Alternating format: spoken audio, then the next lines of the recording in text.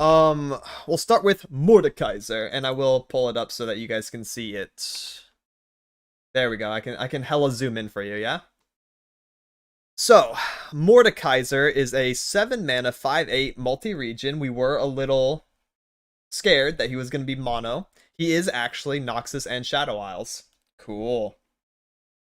7/5/8 with Challenger. So on attack odds, this is obviously really good. 5/8 is a decent stat line. A very weird one, though. He is Titanic, so that is another synergy to consider. Play. Kill up to 2 allies. When you slay another ally, revive it. Whoa, mama. Whoa, whoa. That's a very powerful on play effect. That is very powerful indeed. Okay. Level up. 15 allies have died. Allies with 5+ power count twice. That's a little interesting side note to have there. Allies with 5+ power count twice. So this is why we got those new Slay cards in the Variety expansion. Iron Drakehound. The Shurima one, which is going... doesn't matter as much. The Drakehound matters because it's within region. So, Self-Slay is back on the menu, boys. Are Mistwraiths still in Standard? I think the Wraiths are, Wraithcaller isn't. Or all Wraiths are gone, I don't quite remember. I'm pretty sure all Wraiths are gone, actually. Interesting. 15 allies have died. Would this work for ephemerals? Yes. So if you play like the Haunted Relic and summon 3 little dudes and attack with them, they will die. Or if you block with them too, or round end. Yes, that is a way to like turbo the number up. 15 allies have died. That's a lot. Can we kill 15 allies by 7? He's killing 2 by himself, which is kind of nifty. I think you have to cater towards his second effect here. Allies with 5+ power count twice. I really do.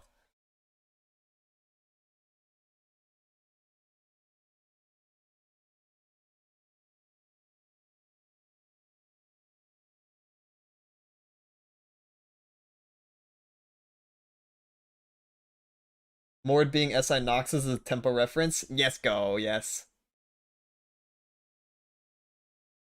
Diego. Oh, interesting. Swarm low level cost units and have 4 to 6 cost 5 power monsters. Yeah, you're gonna want to have a balance. Because I wonder like how fast we can do this just naturally as we're playing a self-slice strategy in standard. In Eternal, this is much easier because there's more powerful cards to do this. In standard, I'm not sure. We're really gonna have to see how the decks are built. Undying, yeah, Undying is gonna be lit. Because once Undying ramps up a couple times, they will also be 5+ power, and they're gonna help too. So, that's what I'm thinking. Alright, so let's see what happens when we do actually get his level up. Yeah, that makes sense. He's a 6'9", isn't he? Yeah, that makes sense. He is a 6'9". Nice. Love to see that. Okay, Challenger still. Play, kill up to 2 allies. When you slay another ally, revive it. Same deal. Attack. So he now gains an attack effect. For the rest of the game, when you slay a unit, drain 1 from the enemy Nexus. Wow, that's a fun little aura to have, a little passive. And this stacks, right? So if he attacks a second time, every time you slay something, it's going to drain 2.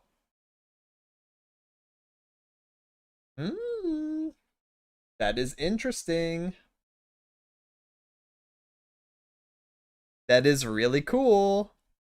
And it does look like it's an attack skill. That's why it's highlighted in yellow, so Telsi would work. Same with Ravenborn Tome. It's an attack skill, it kind of looks like here. Or attack effect. Maybe it's not a skill, but it is an attack effect. Yeah, for the rest of the game, when you slay a unit, drain 1. So that's really nifty. His expected result is probably just attacking once and then draining a few times, and then the opponent surrenders. There will be some of the longer games where you get this off and you're draining 2 for each thing, and that should be win con. Like, there's no way you ever need to start draining 3. So Mordekaiser should get his job done in 1 or 2 attack calls. That's my guess.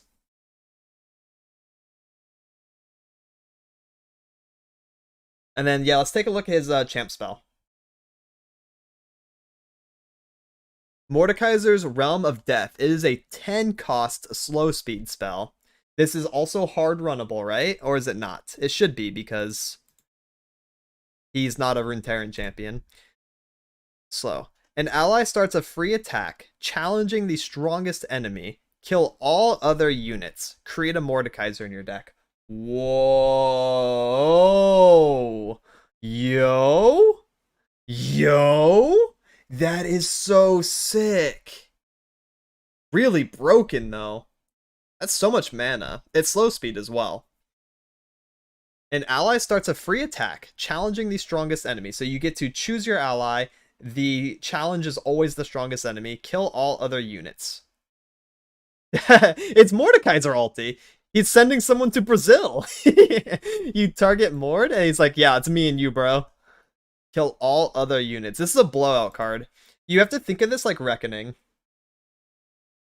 This is a Reckoning type effect. Where if you resolve this at the right time, you just blow out the game. Same with Judgment. It's the same thing. If you resolve this and it works, you just won. I really don't see a way around this. Unless, like, War Mothers has already been procced on the enemy board, and then they get to still, like, value. Otherwise, it's kind of doomed. Temple of True Ice. It sounds sick. Deathless? Maybe. Maybe time.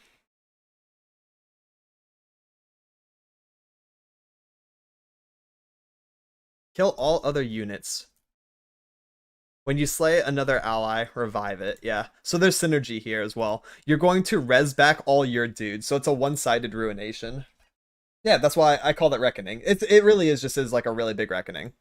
You get to keep all your dudes, as long as Mordekaiser is alive and sees you resolve the spell. What up, Evil? This is the first one we're looking at. So this, kind of cool. I like that. He's going to be played in probably some kind of mid-range self-slay that wants to be proactively slaying a lot, and then ending the game with his effects. So we're looking at a slightly slower playstyle, probably turn 8, turn 9 win cons. If we're attacking on odds, it's probably turn 9. The opponent should just FF if they're a little bit behind. I want to think of this kind of like the same pace as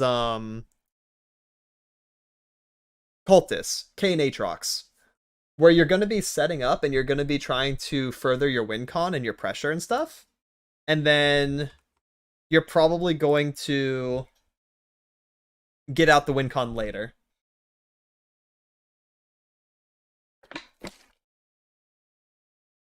So that's my thoughts on him. We're like hella zoomed in, but that's alright. Let's move on to some of his support cards, and then maybe that will change my opinion of the pace of the deck. New cards? Hell yeah, 10 or 10. We already talked about Mordekaiser. We're going into the second one. If you want to see all of them, definitely check out the link that's in the pinned message. Yeah, 5 attack also works, which is really interesting. He's stronger than self-slay support cards added in the last variety patch. Yeah, the Iron Dray count is going to be fantastic, like auto-include. Hella. Alright. So here we have a 3-mana 4/2. Grant Deathless to an ally in hand. What's Deathless?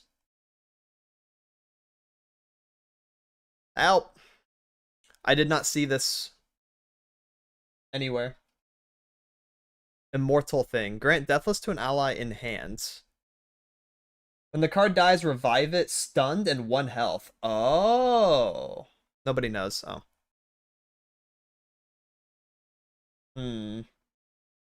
Yeah, where's Riot Games? Hold on, let me pull up Lore Riot Twitter on another tab, because I need to know the keywords. Yeah, that way I can gauge how powerful. Oh, I'm nerd. I mean, I'm bald. I am nerd bald. Okay, it's like Reborn from Hearth. Okay.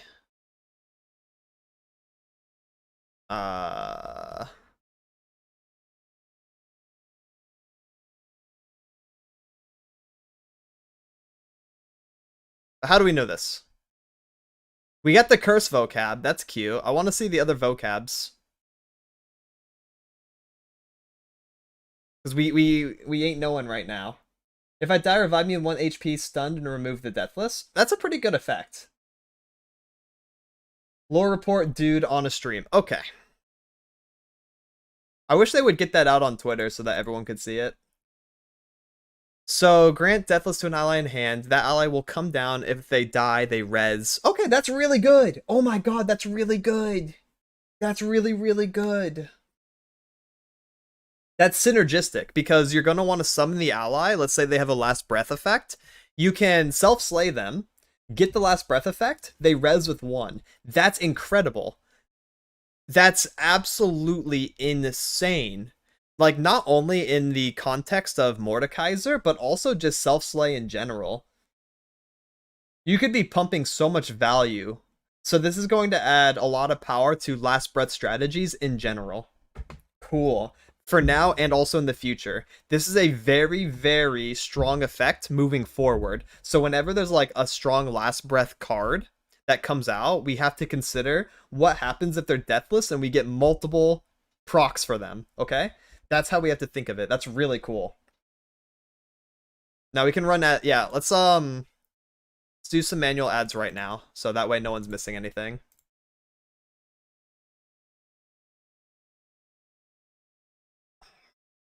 We'll just put Mord back up on the screen for anyone who came in the past couple minutes. Here you go. You can see both of his cards like this. This is great.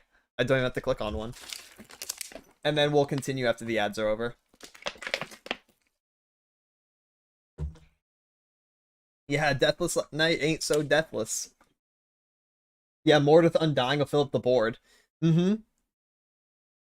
Because then you're just going to get, like, infinite Undyings.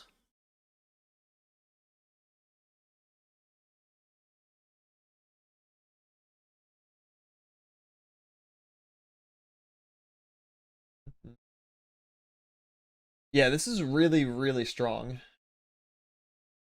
I'm glad, though, because I think Shadow Isles has definitely needed, like, a new identity for a while. Revitalizing self-slay might be the best course of action. You give this to Mord, and then they need to vengeance him and also have a ping. Yeah, you can give it to Mord.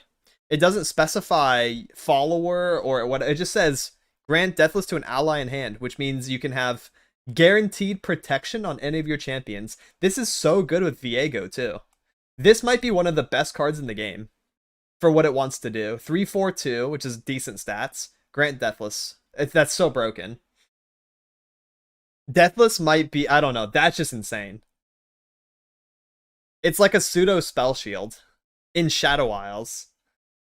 And again, this is like thinking about the future. This is something we're always going to have to deal with if Shadow Isles keeps getting cards.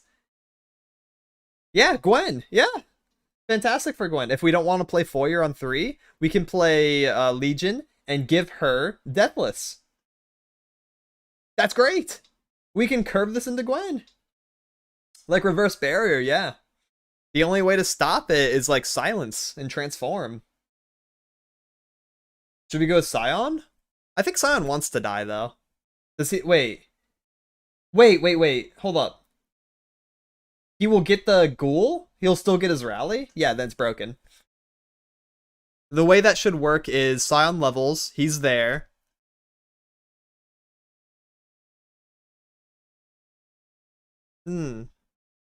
Yeah, he'll die. And then you'll... Yeah, I think you get double rallies, right? Deathless is an effect to where if your ally dies, they resurrect with 1 HP. Instead of going straight to the graveyard.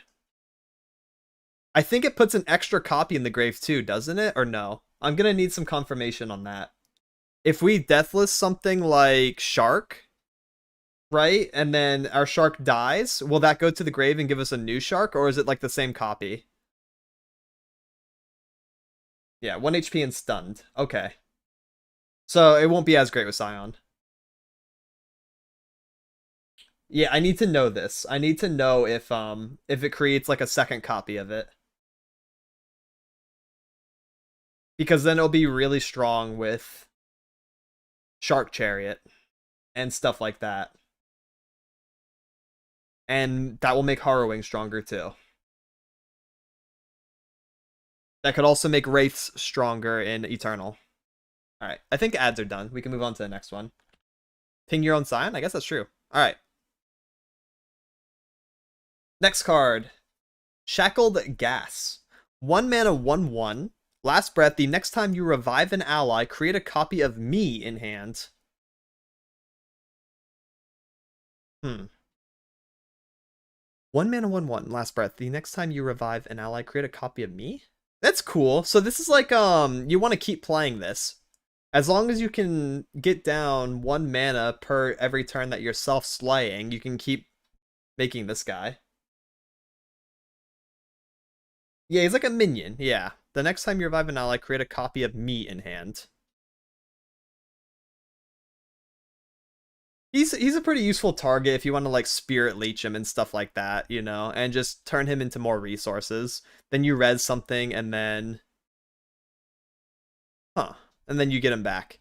He's just like a little reoccurring card. He's probably a decent chump blocker for like aggro matchups as well. He's okay. Probably not needed.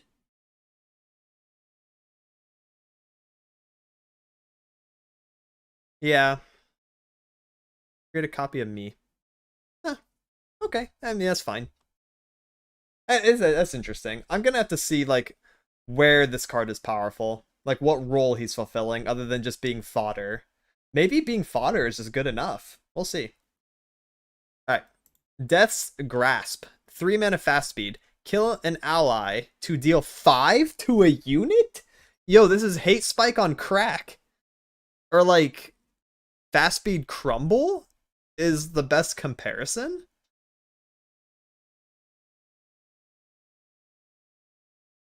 Three mana. Kill an ally, deal 5. That's freaking ridiculous. That is really, really strong. Deal 5 is, like, obscene, by the way. I would say deal 4 is premium, which means deal 5 is above premium. So it's like, wow. That's a really good damage number. And we're killing an ally to do it. Obviously, that's a benefit in a lot of your decks, wherever you're playing this in Shadow Isles. What I like about this is that this is a synergistic removal card. This is not just a removal card that can be picked up with, like, Freljord Shadow Isles. You can't just run Death's Grasp. I mean, I guess you can, if you want to sack your 2/2 body that you get from the ramp card, right? Wild Mysticism. Then I guess you have a grasp target. But otherwise, this is not, like, a true control tool. This is a mid-range control tool. This is one that you want to play this when you have a synergy, like Self-Slay, not one that you can just slap into every Shadow Isles control deck ever known to man, and I like that. This is called a conditional removal card.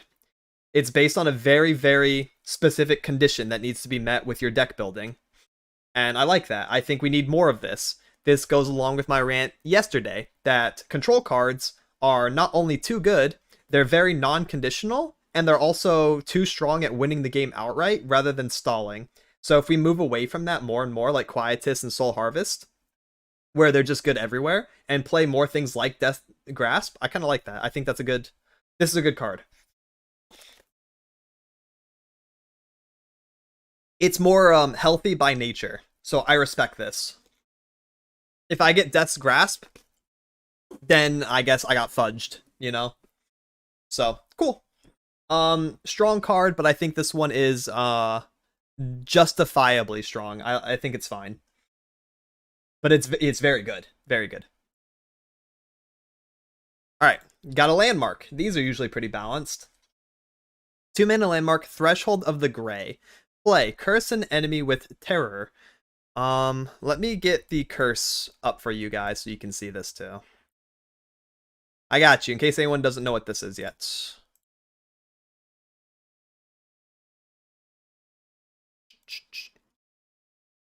Okay, so we need to talk about curse. Can't really zoom in on Twitter, apparently. It is what it is. So, when you curse something, it says it's a debuff in the form of cards placed in the opponent's hand. Players have to spend mana to lift the curse, and there's 4 different kinds of curses. There's Suppression, which is a focus speed curse. While I'm in hand, you can't play anything else other than Suppression, so they need to spend 2 mana to get this out, otherwise they can't play the game. Ichor, another focus speed one. When I'm in hand, round start, deal 1 to your Nexus, and this is the most expensive one, which is cool, so it's just ticket damage. Terror, while I'm in hand, the cursed unit has 3/0, so you target something, and then it has -3 attack, and they have to spend Terror to get the attack back. Shackles, while I'm in hand, the cursed unit is immobile, can't attack or block, and they spend 2 mana to get that off. Open it in another tab. Here, let's try that.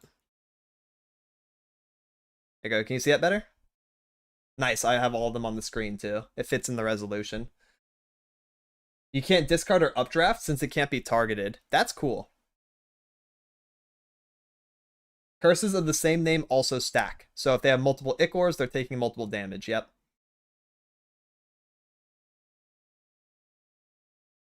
That is cool. Yeah, Mord is Titanic, which I think is interesting. So, now we got Curse out of the way. Curse an enemy with Terror. So you're going to give an enemy -3. This goes to their hand. They have to spend 2 mana to stop this. When you summon a Titanic ally, destroy me to draw 2. Whoa. Whoa. This is really good. You're eating 2 mana from the opponent and also getting a glimpse later for free. The only issue I'm seeing is that this is going to take up a board space for you for a lot of the game, and I think if you're playing like a self-slay and you're spamming the board, this might be clunky in some of your board states. Otherwise, this is a fantastic effect. This is absolutely fantastic. You rip 2 mana out of your opponent's hand. Unless you kill the unit, I guess. I don't know what happens then. If you kill a cursed enemy, does the terror just go away? And when you summon a Titanic ally, so Mord, draw 2. And then you can also play this in other Titanic strategies. So you can play Shadow Isles Freljord and play Sigils. And, yo, you could play like Mord Volibear. That's kind of cool. I like this. That's a very, very good card. Realm of Death. Yep, this is the hard run version of Mordekaiser's spell. We looked at this earlier.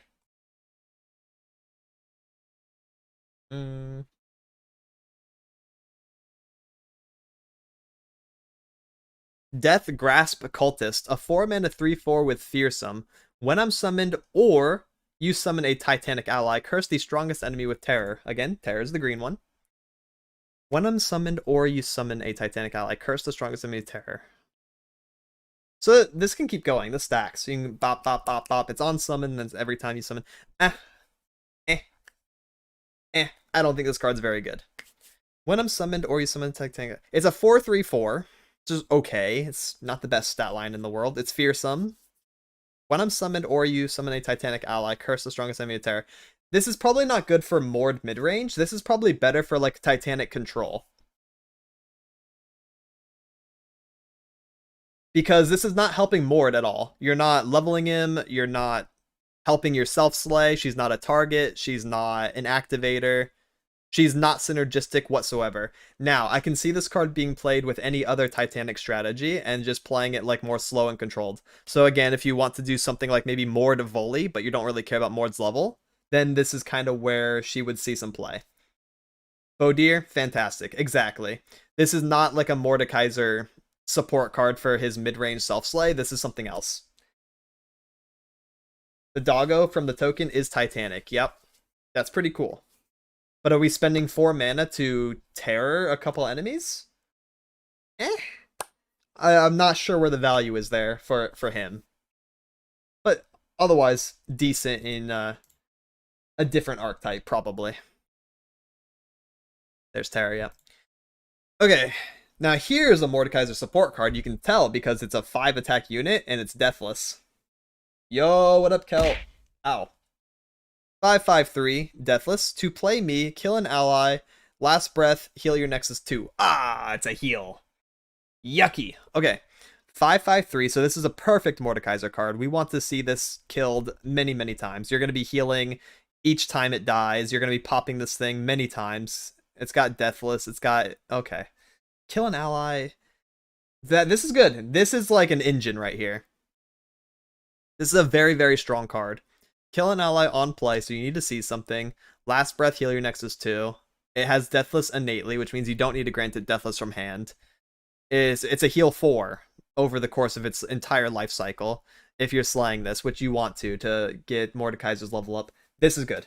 Aggro does not like this patch. No, aggro is very dead. Because Morgana is coming down with lifesteal on 5.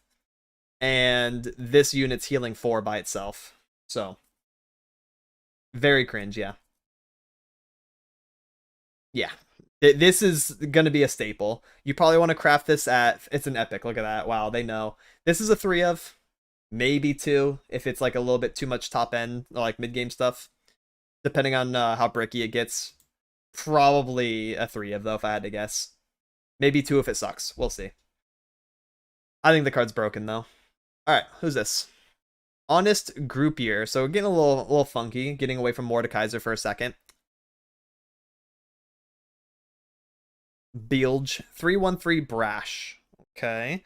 When you play a card with cost equal to my power, grant me 1/1. Ooh. Ooh. That's a little spicy. So you want to play a 1-cost spell, and then a 2-cost spell, and then a 3-cost spell, and then a 4-cost spell. For just a Brash dude that's ramping? This is like a really interesting deck building idea to have spells of ascending cost and also continue buffing this guy, but like the payout would need to be insane. I think if he had a second effect, like when he reaches 6 power, give him Overwhelm or something, then this would be a good card. And this would actually be kind of fun. This reminds me a lot of like a Hearthstone deck building card. He's not powerful enough. I think they pulled some punches with this guy. If he had a top end condition, like, oh, this was met, do this, then I actually think he'd be worth playing. He's just a Brash dude that's like growing, which means we want to play him where it's already convenient rather than build around him. And I think they missed the mark a little bit like that. It's a card though? Yeah, okay. Not spell. Ascending cards or spell. Like anything. Ascending cards, different costs. Cool.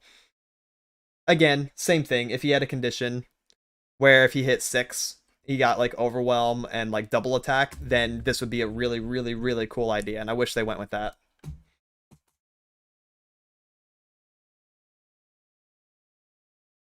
Next. I don't know. I don't know why Riot just won't hire me. I have ideas for days. I've also, you know, over a decade of card gaming experience. So let me design a few cards for you. I got you, because that would be a banger. Missed the mark a little bit there. 2 mana landmark. When you spend mana to play a unit, refill 1 spell mana. Oh my god, that's broken. 2 mana Bilge landmark. When you spend mana to play a unit, refill 1 spell mana? This is the most broken thing I've ever seen. This is so good. Yeah, Nami loves this, bro. Nami, like, dude, they're like, let's rework Nami. Everyone will love it. Oh, wait, Nami's seeing no play because she's bad now? Okay, give her the best landmark in the game. Good thing Explorers are here, because if this thing hits like 2 or 3 times, that's just like belligerently broken. Give a tune to all allies, basically. This is ridiculous.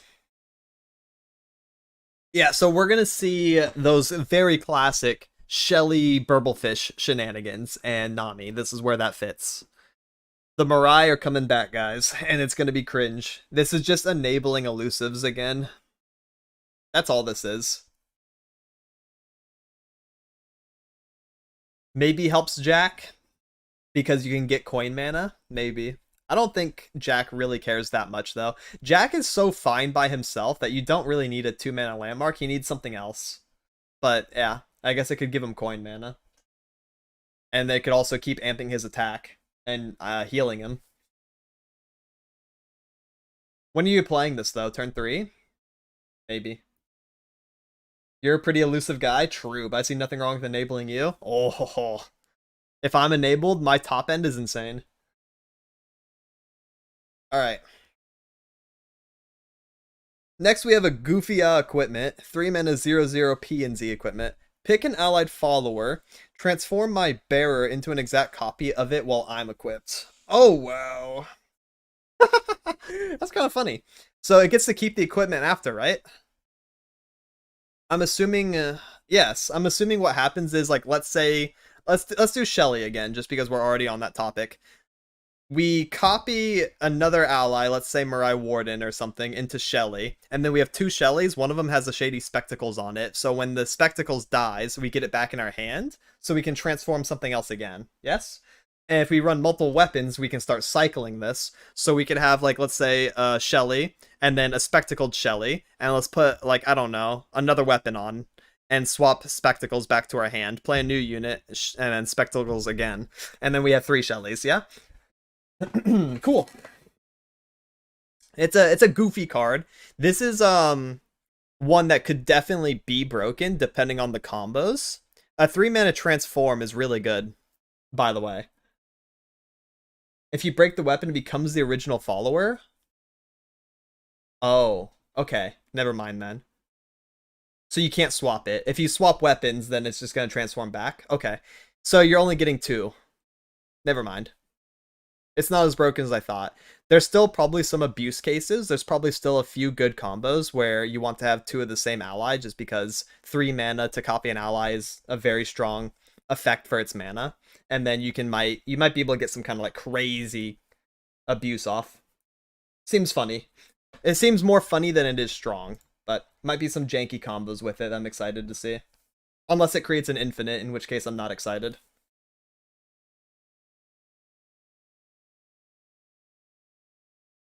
Charlatan Fishmonger, 4-mana 4/4 from P&Z. Round start, all players draw 1. Then grant your opponent's card fleeting. Yo!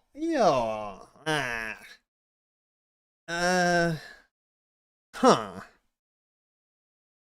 Yo, that's kind of annoying. This is a Janna card. Why does Janna get a support card here? What? This is really good for Janna, actually. It's also good for Teemo. Obviously, like, a lot of people are going to draw comparisons to the landmark that makes both players draw 1 round start. This is a 4/4/4 body, though, and the opponent's one is fleeting. So I would wager this is actually probably a bit better.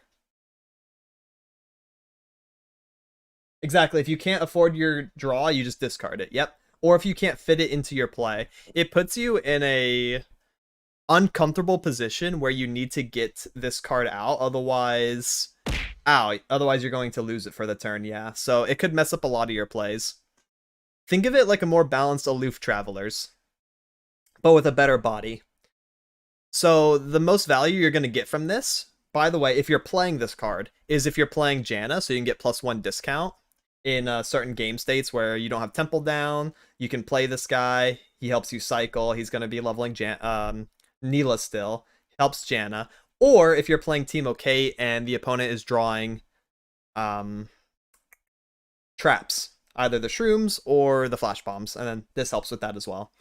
You can also maybe see a use case for this with Nora or Bard getting more chimes or boons, but that's a little bit less powerful than the first 2 that I mentioned.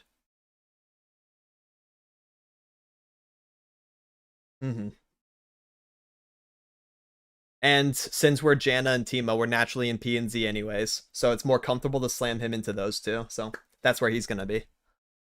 That's where he's gonna end up. Pretty easy to tell. Oh, cute! What the freak? Oh my god, this card is so adorable, guys. 2/2/3 Doggo, so Nico loves this. Yadulski? What is this? What is that word? Yadulski Snowdog. Yadu. I'm gonna call him Yadu, maybe. He's very cute. He's very, very cute. Attack, grant the top 2 allies in your deck 1/1. Huh? Huh?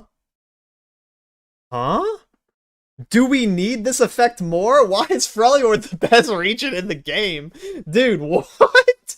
Why do we have this? So you're telling me we can play Omenhawk on defense 1, top deck a Yadulski that's going to be a 2-mana 3/4, attack with it, and then that's going to grant our next ally, oh, let's say LeBlanc, by the way, and she's going to be a +2/+2, so she's what? A 7/5? That sounds very balanced. Thank you, Riot Games, for more mid-range Freljord supremacy. We can play this in Jax Ornn. Pre-nerf Warden would have loved this. Nico loves this. Overwhelm loves this. 7-4? 7-4, my bad. You know what I mean. Very good, though. Put a Naka Spear on him? Yeah. We won't be able to do that until, like, turn 3, though. But yeah, if we're attacking on odds, then we can do that. We can play Snow Dog and then 2 mana for the Spear. Telsi, because it's an attack effect. Yeah, well, great. Well, I mean, it's pretty easy to tell that this card's going to be really good, isn't it? I think, actually, Ash the Bonk loves this the most.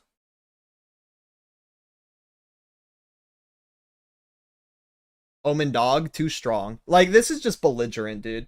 Because, again, the strongest turns, like Omen into this, you just instantly win the game. It's going to be so hard to outpressure that, because this is going to be a 2-mana 3-4 on attack too, and that's just not chill. Okay, next we have Handy Harness, 2-mana 0/0 equipment from Freljord. I have +1/+0 for each different subtype you summon this game. Oh wow, you want to put this on an elusive, or on an overwhelm. Pre-nerf Warden would actually probably use this card, although it didn't float enough mana to ever really want to use this over something like Sky Splitter or Here to Help, whatever it was running at the time, or a Naka weapon. But you'd want to put this on an elusive, obviously, so I mean, I'm just seeing more Nico support. Subtype Overwhelm Follower. Yeah, is that Warden? That's who I'm talking about. Yes. I don't think we're gonna see Warden because of the nerf, but this is probably best on Nico, yeah. If Warden wasn't nerfed, I think it would run this maybe at 2 of. Although it always won without it, so like, would it really need it? Probably not. I don't know. I don't know. Nico probably wants this. Oh, okay. Okay, guys, this is big. We're getting into the next champion. Yo, welcome in, Nixio. We have the Elder Dragon in Legends of Runeterra. Like, what the hell? What the hell is going on with all this? Yep, Elder Dragon's a new card that just dropped today. He's going to be playable next week, but we got the entire expansion dropped today. So we got Mordekaiser, Elder Dragon, and Morgana. We already talked about Mordekaiser. We're on Elder Dragon now. Broken. Okay, let's see. He's a 12 mana 10/10. So this is the now biggest champion that we have in Legends of Runeterra. It was Aurelion Sol at 10 mana. Elder Dragon is now the biggest. He has Fury, naturally, because he is a dragon. He's got Dragon Tag. Origin, Aspect of the Dragon. Okay, I want to read this first. So, you may put any followers that cost 6+ into your deck during deck building. What? Any follower from any region that costs 6+? That's more flexibility. That's more variety than just adding every dragon. That is ridiculous. When you play a unit with 6+ base cost, pick one of 2 boons to play on it? Oh, wow. I cost 1 less for each different boon you played this game. Play every dragon boon on me. Okay, so we need to go over these boons. Okay. Oh, shit! They're the elemental dragons! That's so cool! Okay, so they're all elemental effects. When you play any unit with 6 cost or higher, pick one of 2 boons. It's going to show you 2. Alright. Heal allies and your Nexus too. Sure. Grant 1/1 and Fearsome. That's nice. That's a skill. Oh, they're all skills. Grant 1/1 and Tough for Mountain. This makes sense. We have Ocean Soul. We have Fire Soul. Infernal. We have Mountain Soul. 1/1 and Tough. Okay. And Cloud Soul. Grant Challenger. Heck, there's more. There's not just the 4. We also have Hex Tech and I guess Chem Tech too. Grant 1/1 and Impact twice? So +2/+2 and Impact. That's sick! Grant Deathless for the Chem Tech. Ooh, wow. So there's 6 of them, and you're shown 2. Okay, so you're gonna get your desired one or one that you're happy with pretty much every time. Like, there's any combination of these that are good. Unlike Rise, where if you're shown purple blue on the first one, you're like, oh, okay, I guess I lost. You know, I think all of these are good. All of these are fantastic, actually. Deathless is an effect to where when your ally dies that has Deathless, instead they're resurrected with 1 HP and they're stunned.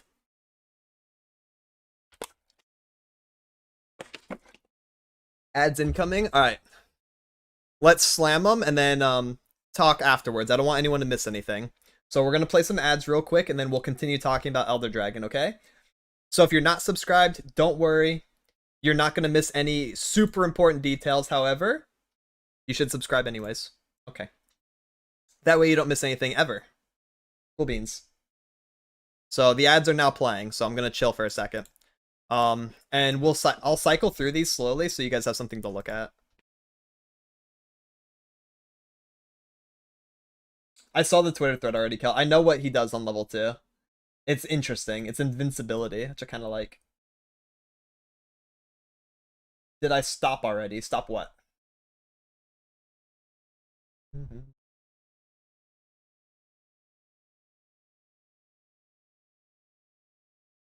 hype reaction? Yeah, I already got it spoiled. I can't be stopped is a really cool effect.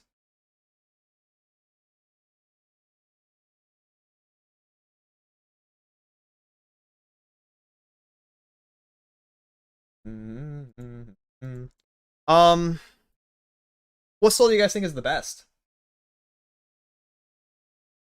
Ultimate game ender? Yeah, it seems like it. He's like better than the cat. What does it mean? He can't be blocked and he can't be targeted and he can't be stopped. He just can't be stopped. That's all. He just cannot be stopped. So he just wins the game. He can't be blocked and he can't be affected by anything. So if you get him level 2, you just won. As long as you're on attack turn. Fuck it. Atrocity him on Eternal. Let's go. Yeah, you just win. That's what it means by he can't be stopped. So what do you think is the best soul? I think the aggressive ones are really good. 1/1 Fearsome is nice. Challenger's obviously really good. 1/1 Impact is good. Deathless is pretty cool, depending on what you hit. I don't think this deck cares about Deathless as much. That's just going to be like, okay, maybe I want my dude to be alive a little bit longer than normal.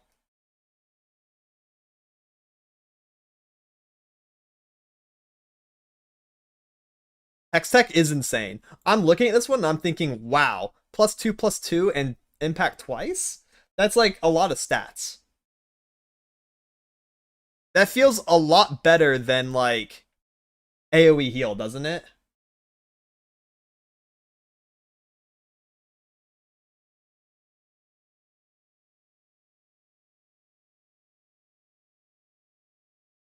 Infernal Might, grant 1/1 Fearsome. Yeah, blah blah. He can't even be silenced. Like you can't hush him. That was confirmed in the thread as well.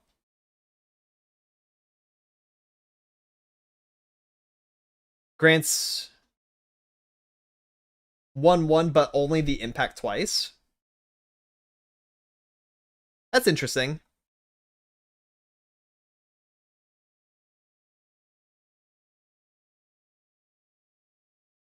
Based on wording, I mean, and that doesn't really mean a lot because Legends of Runeterra wording is very inconsistent with intuition and what you would think would happen. I would think it'd be both effects twice because it doesn't really like specify that only the impact would be buffed twice, but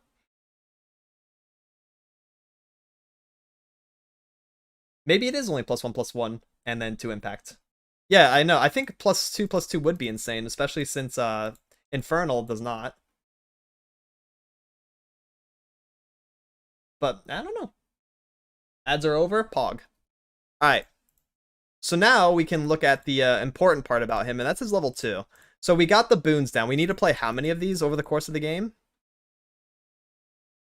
I cost 1 less. Play every dragon boon on me. If we play only 2 boons, then we can play this guy for 10. But ideally, we're playing him for less than that, right?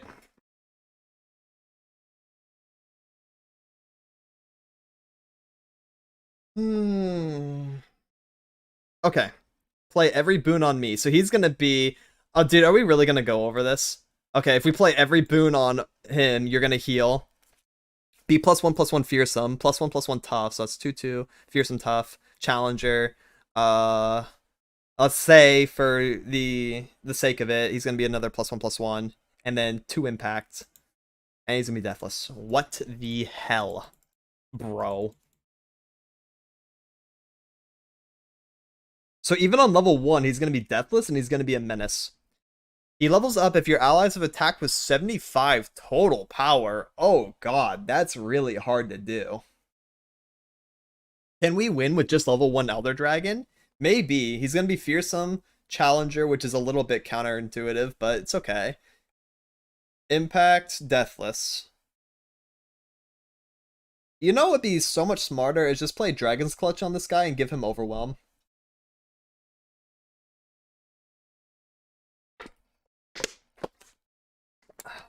Because I don't know, dude. This level up condition is ridiculous.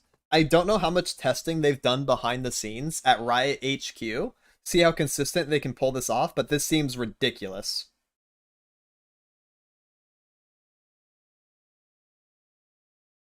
Yeah. Getting him out as level 1 is very feasible, by the way. There's so many ways to do it. We can do sigils, we can reduce his cost with Eclipse Dragon, and also a couple boons. He's very easy to get out, guys.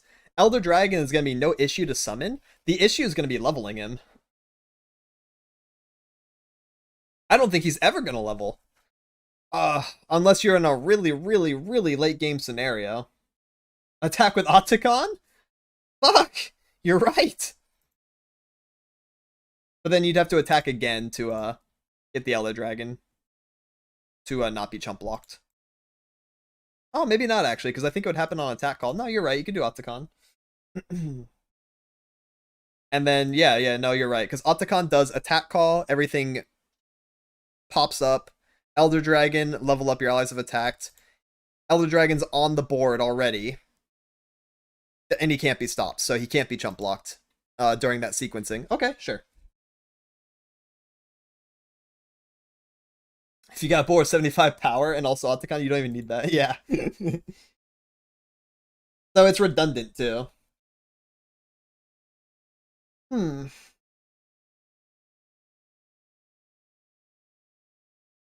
Victory Dragon? Yeah. Yeah, Victory Dragon from Yu-Gi-Oh! That's true. So, for the most part, yeah, I don't know if we're going to see Elder Dragon resolve, like, every game. I don't think that's expected result. I think Elder Dragon comes down, and maybe you just pop a little bit of a Dragon's Clutch on him and call it a day. Because Overwhelm plus all these buffs are going to be fantastic.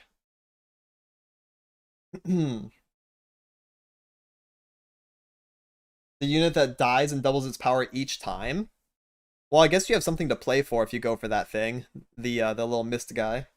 Welcome in, Arc Altair. For mirror match, probably. Or like really, really, really long games, yeah. Spell's nuts? Yeah, let's look at his spell. It is a Runeterran spell, which means you cannot hard run it. You have to be on multiple Elder Dragons, okay? Surviving till you get Elder Drake on play? Yep, that's going to be a big issue too.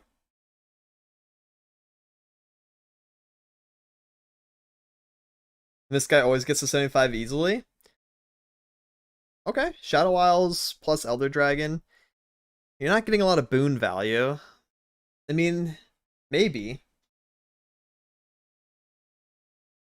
So his spell is an 8 mana burst speed spell. That's pretty strong. Refill your mana to full. Draw all 6 plus cost followers from the top 6 cards of your deck and create Elder Dragon in deck. Okay, that's pretty good. That's really, really good, actually. I cost 1 less for each dragon you played this game. So Elder Dragon will be on your board.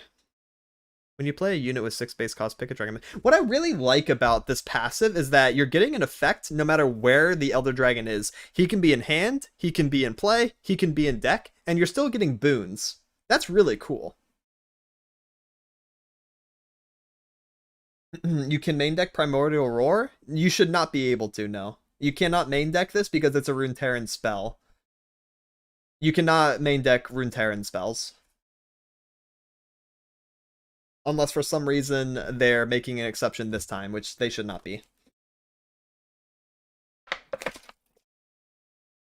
Refill your mana to full, draw all 6 from the top 6. So, like, even if you whiff, you're getting all your mana back.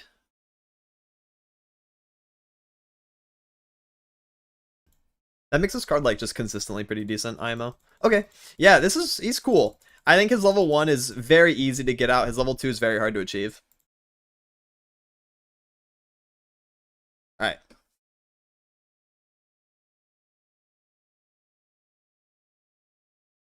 These are all the boons, all that good stuff.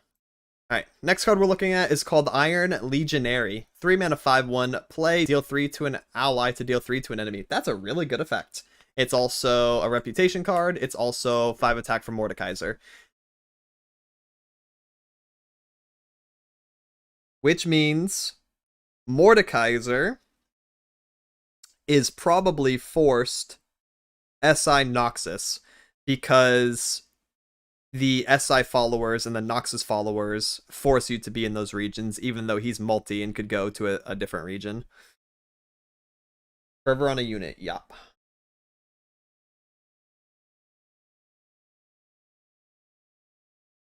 Three, 5/1. Deal 3 to an ally, deal 3 to an enemy. And that's really good because we want to be hitting all of our dudes.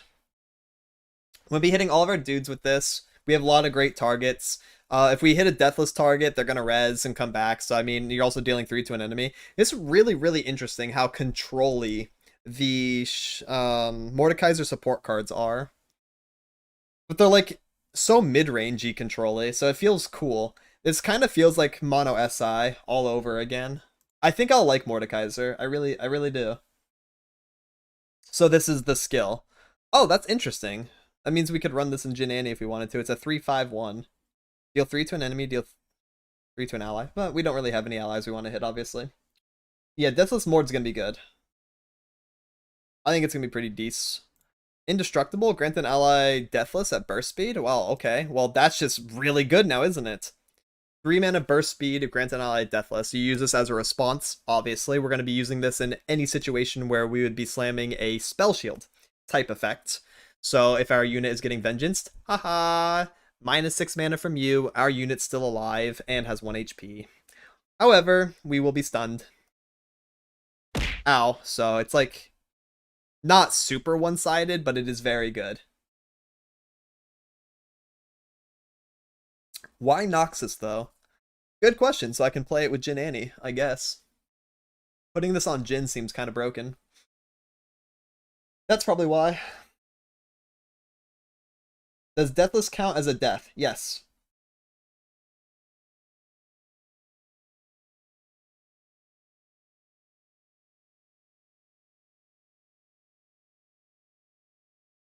That's really good. Alright, next card.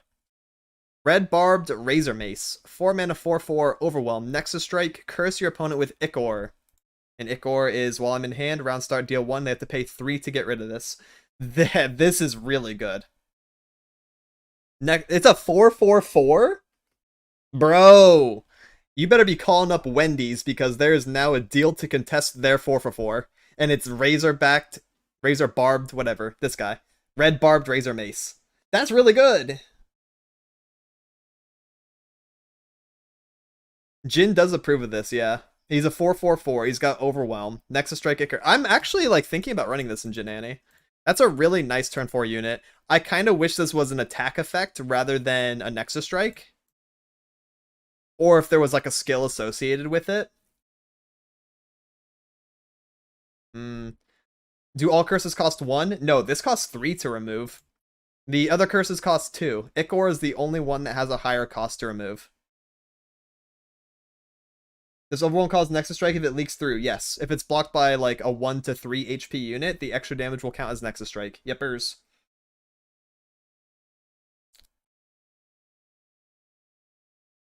Swain Sedge also likes this. Yep. So does Nardarius. Just like anything. Any aggressive mid-range strategy actually can find use for this. Ripping 3 mana out of your opponent's hand while also dealing 1 to the enemy Nexus is actually a really good effect. Yeah, that's hella expensive, and it stacks too, by the way. So if they don't get rid of it, and then you curse them with a second Ichor, they're going to be taking 2 damage every round start. And it also clogs their hand. Something that I mentioned in my Discord is that curses are innately anti-control. Aggro does not care about these effects that much because they're already playing very low cost, low to the ground decks anyways. So we can just spend 2 mana. We can spend 3 mana. We don't really care. Now control decks where they really need to get out like really top end cards, or they need to be able to respond with certain mana points. If you're ripping 2 or 3 mana out of their hand, that really, really messes up their turns and slows them down. It does something called mana pinching, which is something you try to do anyways to control strategies. You try to pinch their mana, force them to use certain responses to your cards. You see this a lot in darkness matchups where you're trying to get the darkness out of them. That way they have to keep generating it, keep spending 3 if they haven't played the discount one yet. And that's kind of how you play the matchup. So if the opponents also have to deal with this on top of that, they're going to get so far behind. Whereas, again, aggro and maybe even some forms of mid-range, like, I can't imagine Lurk caring about this too much. They got some extra mana. Just use, I don't know. Suppression. Alright, -2. And we still get to play the game. Now, control decks cannot. Because they're going to be at certain mana points where they don't want to do this. So, yeah. Very cool. Can use Stony Suppressor as well. I think that's a really cheesy combo, yeah. You put curses in the opponent's hand, and then you also play, like, Stony. Or you can play Mage Seeker Jr. and make the 2 mana ones go up.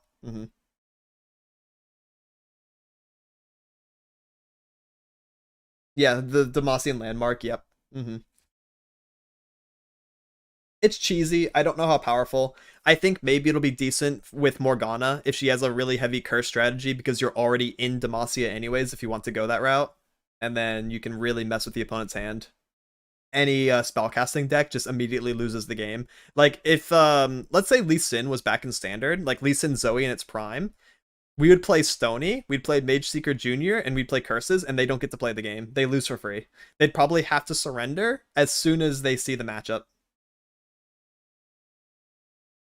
Hey, hello Silas, by the way. Silas probably coming out next year.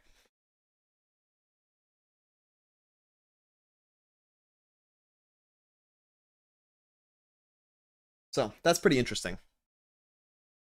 I like this card a lot. 4 for 4, Overwhelm, just a really good card. It's also tagged with Reptile, so you can run this in Nico for fun. Might be good. Alright. Next card. Lord Mallet. 4/5/2 Deathless. Alright, I mean, this is turbo amping Mordekaiser. It's also helping Reputation. I actually kind of see LeBlanc Mord working. You know how that's like the example deck that's going to be in the store? I actually kind of see this working a lot because Incisive Tactician is going to love all these Reputation procs. Bloody Business is going to be very high value. And Deathless is naturally in these 2 regions. Wonder what happened to him? I don't know. He looks kind of cool, though. I like his cape. Reminds me a lot of mine. His jacket.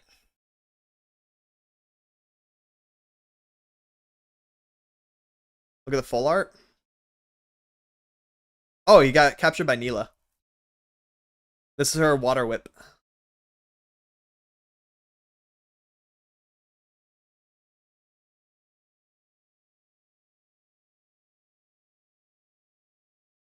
It took centuries of planning to seal away that dreadful warmonger, and your pathetic friends intend to defeat him with joy? You foolish girl. You will do nothing but incur the Revenant's wrath, and in doing, risk us all. So, she's freeing Mord. Makes sense. Exactly, and most of LeBlanc's cards would not mind getting some revive, and also we can hit LeBlanc with Deathless herself, and keep her on the board for longer, and she can see more damage come out, so... I actually see that just being, like, a really good day 1 idea. Next, 3/2/3 Deathless. When an ally is revived, grant it Challenger. That includes himself, right? So when he dies and then he gets his Deathless proc, he'll Challenger. 3/2/3 Challenger. That's pretty cool. This is obviously really good with Undying. Undying plus Challenger is one of the best combos that we don't really have a lot of access to. This opens that door. It's a 3/2/3 though, which is not really helping us all that much. It's contesting LeBlanc's spot. It's also not helping us level Mord.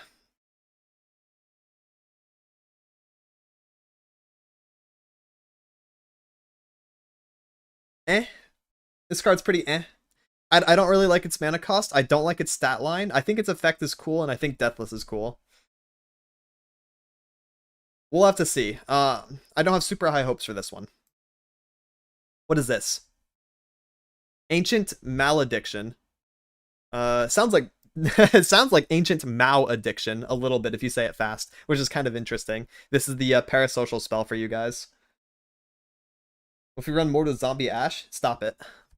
2 mana burst speed spell, curse an enemy with terror. Terror is the -3/1. We have a lot of these. A lot of terror generators.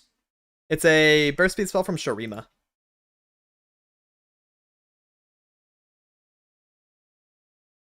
You're spending 2 to give an ally or give an enemy -3, and you're also ripping 2 mana out of their hand. So not bad actually. Not bad. It's burst speed, yeah. So we can do this during combat as a combat trick.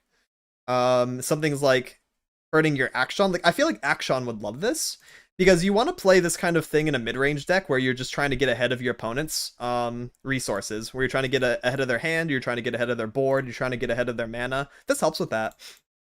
It's pretty nice actually.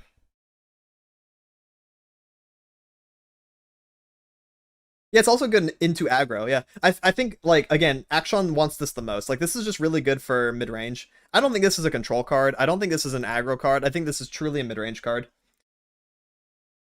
Terror, like, adds a card to the opponent's hand, and they have to spend 2 mana to get rid of it if they want to get rid of the negative effect. And the negative effect is -3 on a unit of your choice, the one that's casting the malediction. So, yeah. We're gonna see this with Shurima mid-range for sure. It's not bad. I actually think it's a pretty good card. Tomb Raider Barbara. Hey, yo, let's go Barbara. 3/3/2. Each round, the first time another ally dies or last breath, create a lucky find. This is a very broken card. Lucky finds are really annoying. 3/3/2. Each round, the first time another ally dies or itself create a lucky find. So it's a 3/3/2 that on death already gives you a lucky find, which is pretty decent. It's aggressively statted, fearsome blocker. It does cost 3, which is a little bit eh. If you get one ally to die in front of it, though, then you get like really good value, in my opinion. Expected result is a 3/3/2 that gives you 1 lucky find, which is kind of good. If you get any more than that, then this card accelerates you pretty hard. It's fine. Check the floor for this one. Ha! Little burglar. Yeah, it's also Reptile, so Nico can run it.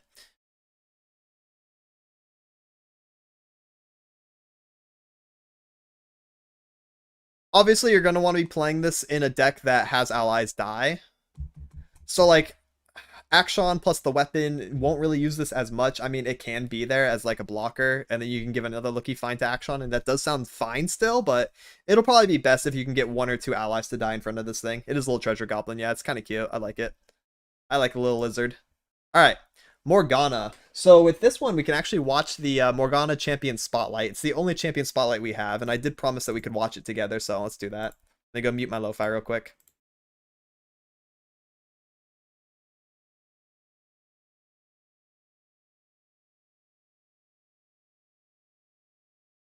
Here she is.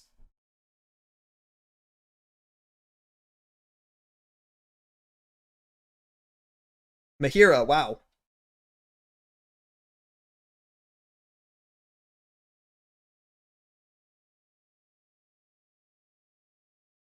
Yeah, chain me up. All of a sudden, shackles sound pretty nice, Morgana.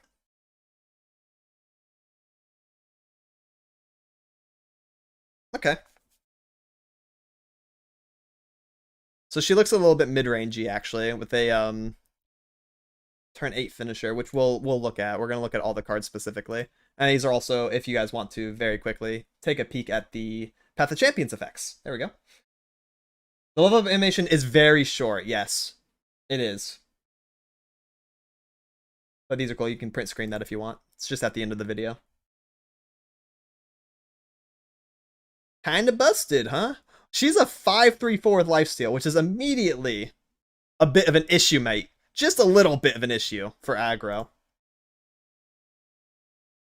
She's also in really strong regions for buffs and striking. And lifesteal is the best with buffs and striking, unfortunately for me. For sure, thank you so much for the tier 1 for 2 months, homie. Really appreciate it. Thank you, thank you. You're a real one. You can see Shackles go to 4. I did see that.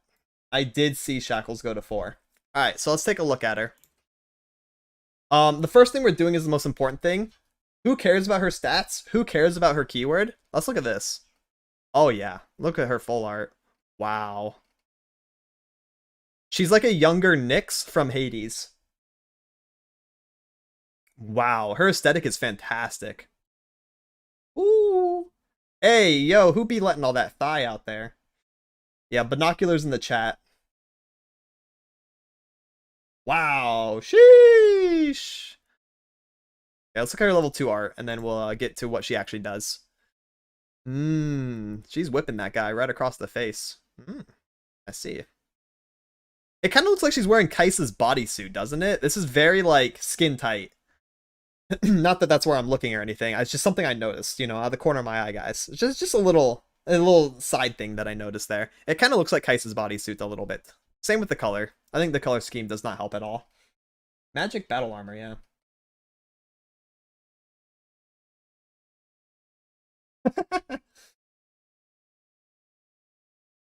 I wish I was him. Jesus.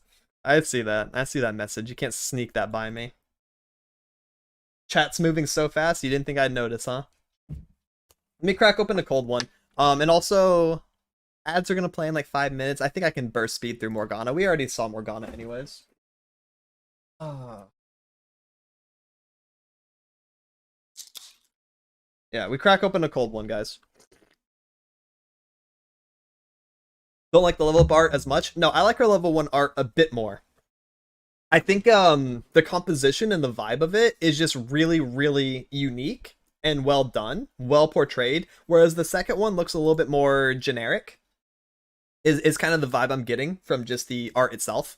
The first, like, this is just unique. Like, I love this perspective of Morgana. I think it's a really, really cool, again, composition is just the best word I have for it. Now the Runeterra page posts about Deathless. Thank you. Can you link it? Or let me try to refresh. Maybe I can get it.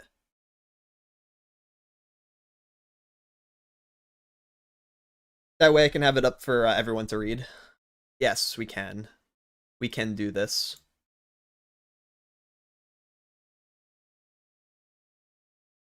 Yeah, very sympathetic. So here's Deathless, guys. There you go. Now everyone can read it for themselves. New keyword Deathless. When a unit dies, revive it with 1 health, stunned. So it's kind of like good, but you're going to have to pay attention to it. The stunned is very relevant. You have to be careful when your Deathless thing procs, because if you're on attack turn, you are going to lose your attack value with it. So what you're going to want to do is probably have this already set up, your Deathless stuff, and then open attack, and then get some benefits afterwards, like the self-slay. The ordering is going to matter.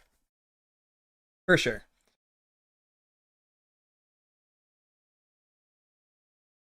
Yeah, the stun also prevents some abuse cases with rally type effects, like we were thinking Scion earlier.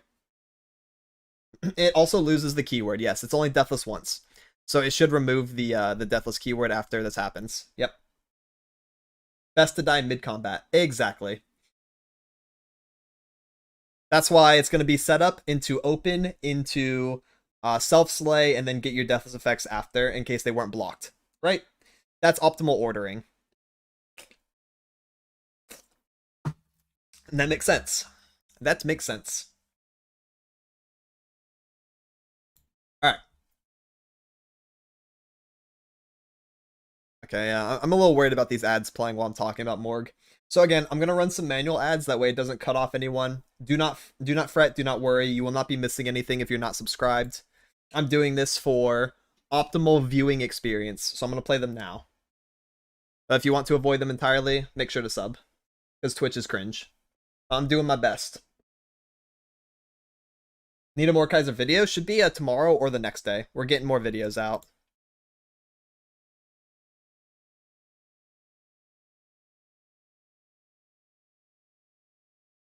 Hmm.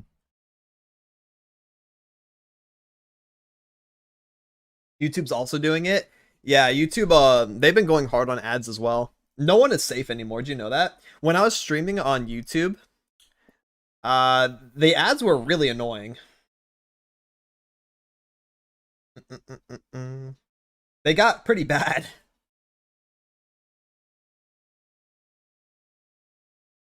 Nicely dodging ads now with the sub. Internet cuts and kicks me out instead. It's always something, isn't it? It is always something. I'm doing my best to just make them go away. I'm already playing ads at like the bare minimum, and I'm playing them manually to push them even farther away, while also making it to where there are no ads when people hop into the stream. Because I think that's the most cringe. My least favorite thing about Twitch is hopping into a stream and then getting ads immediately when I'm trying to say hi, you know? Been getting a ton of unskippable YouTube ads. I know! Oh my god. Me too. It's so cringe, and they're always like the same two ads for me. I don't know why. It's like my algorithm doesn't know anything besides exactly the same two.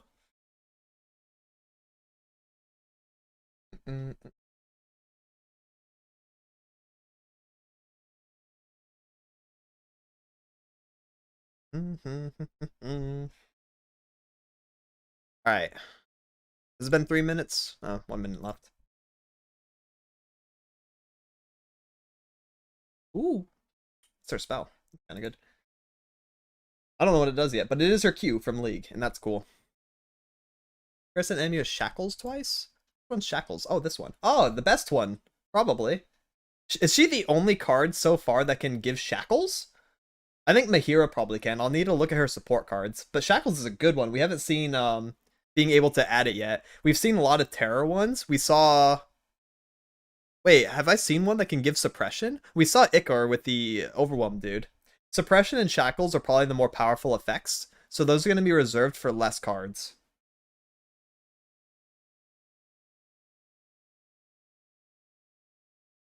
Mord's even more literally me for tempo because he's the favorite regions. True. Noxus SI are my babies, dude. I love those regions. 2 cards have depression? Okay. Yeah. That makes sense. It makes sense to have more things give terror and Ichor, and I think Ichor is like a really cool aggro card.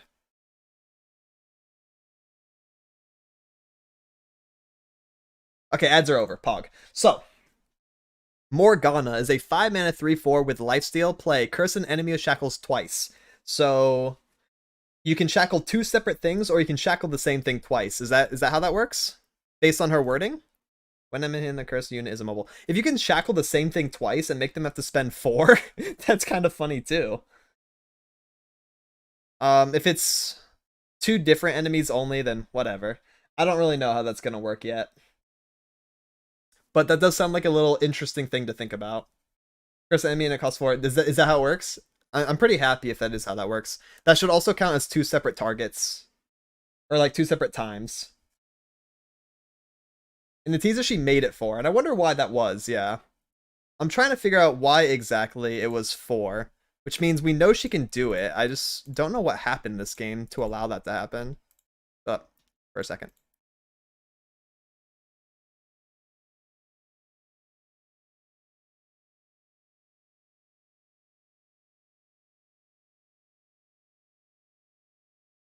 Oh man, everything is shackled. Oh my god. They had so many in their hand. They had 3.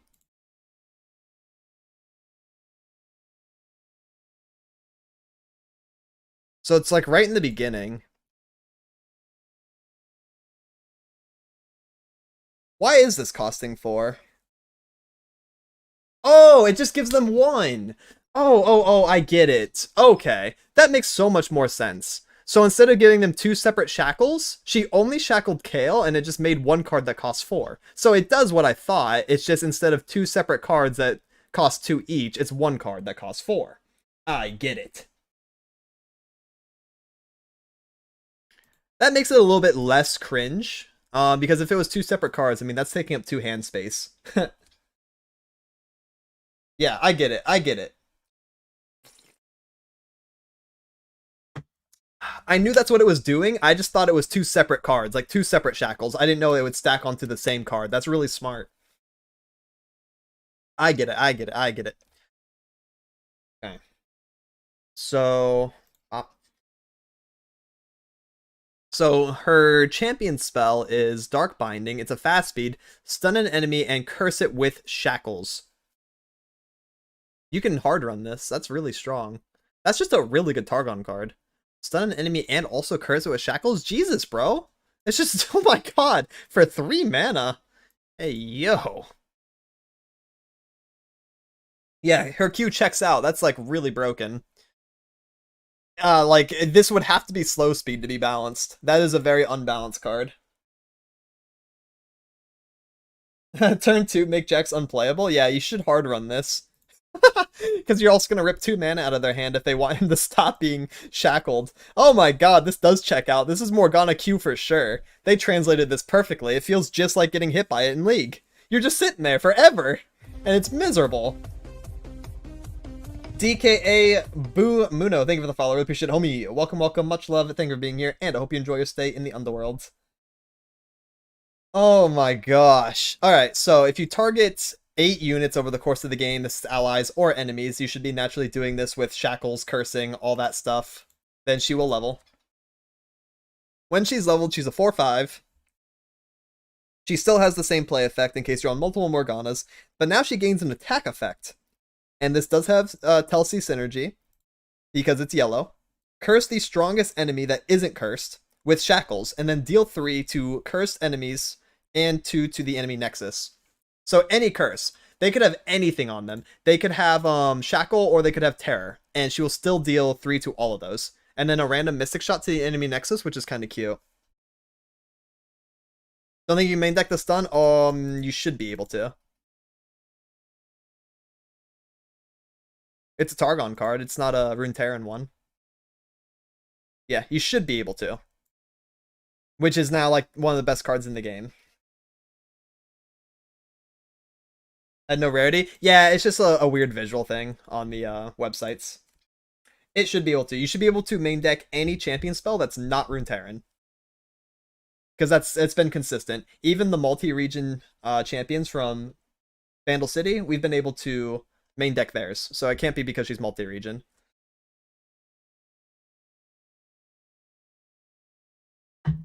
Yeah, it just doesn't have the gem. I think that's just like it's weird on the website. Riot game and some weird like visual bug that's confusing players. I mean, name a more dynamic duo.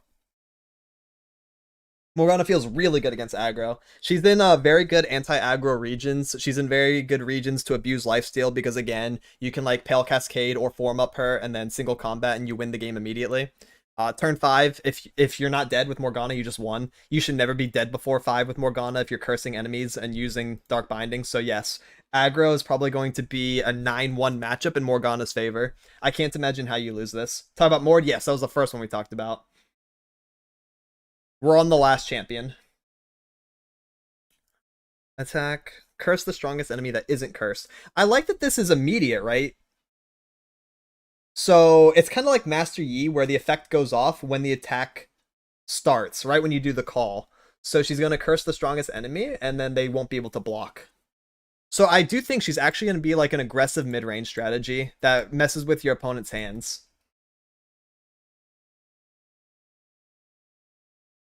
Gentleman's Duel? Sheesh, yeah. Yeah, and they can't remove it because the shackle itself is focus speed, so they won't be able to react and remove the shackle after the combat has been initiated. Yo, yo, what up, Floop?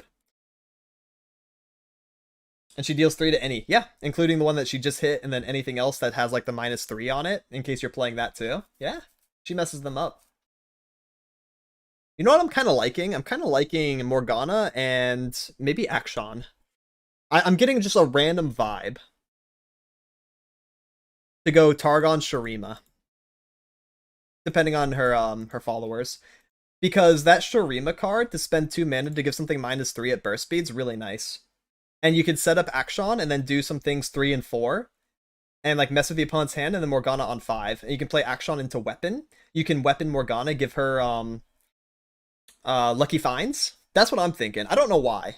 It's just like, boom, a little inspiration flashed into my head that sounds kind of cringe. So, oh, this is awesome. It's her ulti. I love Morgana. I've said this a couple times, but in case anyone is like newer and doesn't know, Morgana was my first main in League of Legends before Talon came out. Back in 2010, 2011, whenever it was, I played Morgana. I played her from summoner level like 5 up to 15. She brings lifesteal to Kaisa Demacia. That is true. You would play Morgana ideally then on defense 5 and Kaisa on attack 6. Lifesteal is a very good keyword. We're in the regions that I just said are decent together. Yeah, no, I can't imagine Morgana Kaisa being bad. This would also give us, the Broadwing again. We could play Valor again and have all the Scout, have the Formidable. We could probably Turbo Kaisa and mess with the opponent's hand over the course of the game. Yeah, we'd be in, we can't hard run the Dark Binding then because we'll be in Demacia plus, Shurima, but that sounds okay. She's a character I learned the game with. Yeah, pretty much me too. I first played Ashe because that was like the first character that you play. And then I played a little bit of Veigar, and I'm like, okay, I like mages. And I saw Morgana, I'm like, okay, I'm in love. So I played Morgana until Talon came out.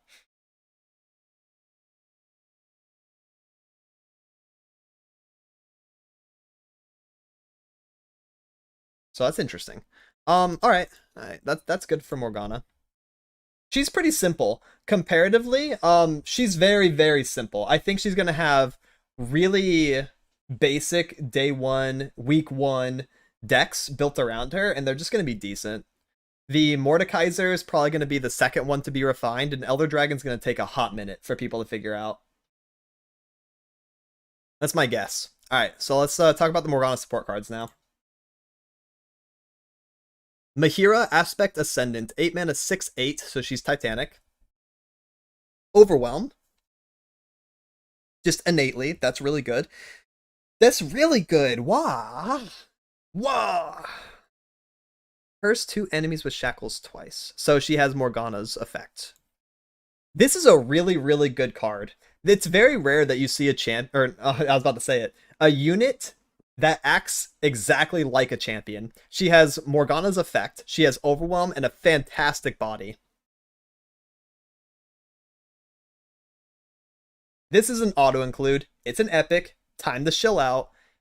Probably 2 of, because she's so high cost, we're probably going to draw into her. You only need 1 Mahira to close out a game, probably. So it's going to be an auto-include 2 of, and it's a really good mid to top end win con.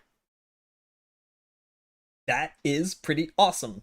This is just a really good card. This is your 3rd champion. I don't care what you're doing with Morg. If you're playing Morg plus anything else, you're also playing 2 Mahira, and then you have just extra copies of champions. This is just an insane card. The only thing stopping this from being a champion is the fact that it doesn't level up, which it doesn't need to. This is very strong. Very, very strong. Oh, what is this? 6 cost slow speed spell from Targon. Curse an enemy with shackles. Increase the cost of enemy curses everywhere by 1. Oh my god. That's so cringe. That's so cringe. You don't want to play this for 6, though. You want to attune, or you want to... How are we playing this for cheaper? Can we? I want to discount this, and then, like, this is actually so cringe. If you play Curse Control, you should uninstall, because you are just not a fun person. And this is the kind of card that opens up that strategy immediately and makes that like a viable option. Master Yi, yeah.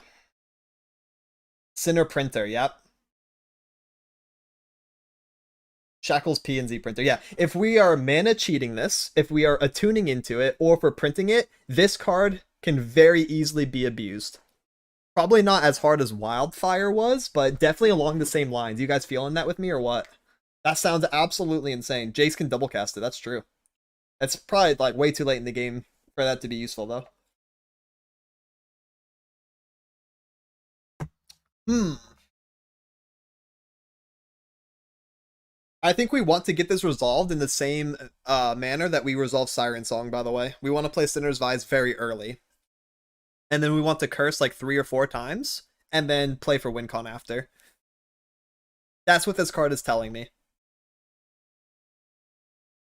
Yeah, you can find it with Reggie. That's true. That's like a little bit cute in the mid game. Again, like I think curses are highest value, especially if you're making their mana cost higher, like early mid. You don't really care about doing this in the late game. The value falls off significantly the more mana the opponent has to work with, obviously, just by nature of how curses work. So you'd want to resolve this early, like Siren Song. If we can get that going, then this card is really strong. Don't know how it's going to happen, but that's a very powerful effect. Very unfun one, too. Maybe there's some world where I'm slightly wrong about it, and if you just like print this and play like 3 of them in the late game, and then the opponent doesn't have a playable hand, then you lock them out of the game. Maybe. I'd have to see what that looks like, though. Yeah, Seismic Shard might be good. I agree. Seismic Shard and Sunburst will just be really strong, slow speed, single target removals for Morgana. I think so. I think I'd run 3 Sunburst, 2 Shard, or 2 of each. But we need to have more Titanic allies to warrant Seismic Shard. You'd want to have probably 6 in your deck, maybe more. So we'll see.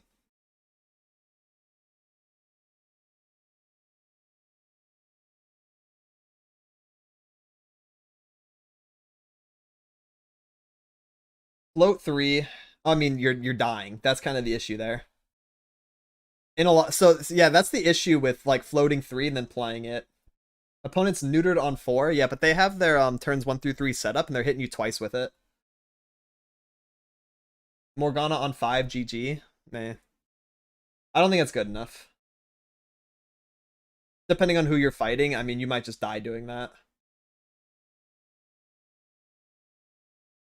Unless the opponent's just not playing the game. Now, I guess if they're playing like War Mothers or something and they just ramp, then you're fine. But if you play anything proactive, you're gonna get your ass beat for doing that.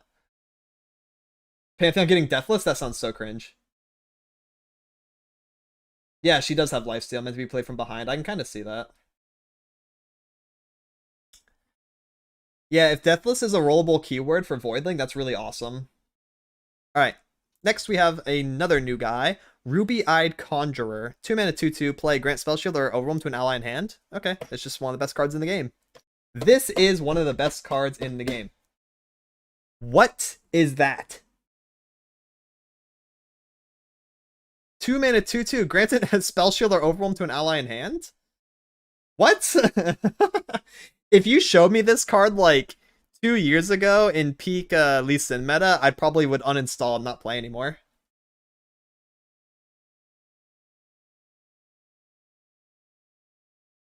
There's so many abuse cases for this. This card's going to be really unfun and eternal for that kind of reason. It's permanent. It's permanent overwhelm, permanent spell shields. That's really good. A lot of Targon strategies love this kind of effect. You can give spell shield to Pantheon, ramp them up. The fact that you can target champions is kind of insane.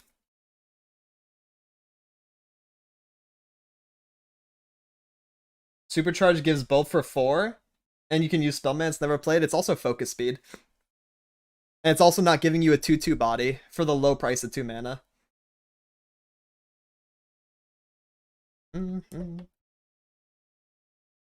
Weird card for Morg. I don't think Morg wants this. I think this is for Pantheon. You can give her spell shield, which is kind of nice on her summon.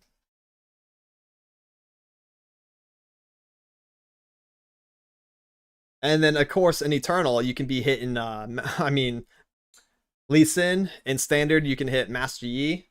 Not that Master Yi's good, but there's something we have to think about. Yeah, he's like Reggie, exactly, but even better because he's a 2/2, so he doesn't die to random pings like Pi. Kind of insane.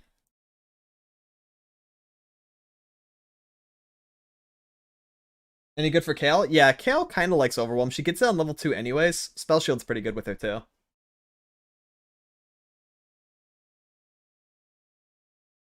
It's pretty freaking good. Alright. Oh, this is cute. Oh, that thing behind her, not so cute. Or him. No, it's a girl. It's Lisa. Mm.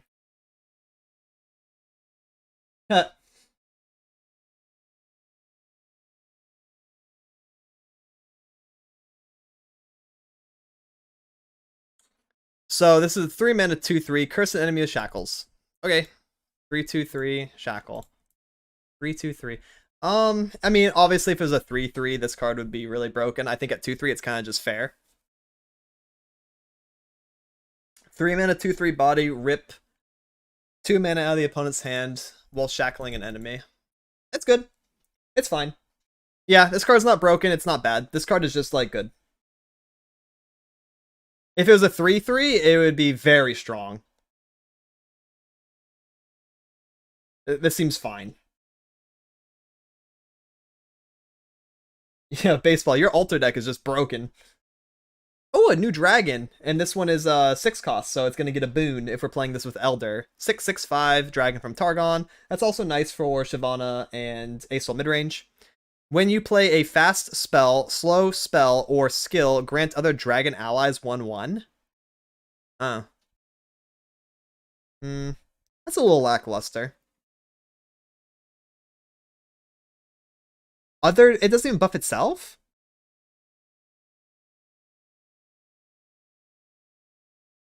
Dragon boons are skills?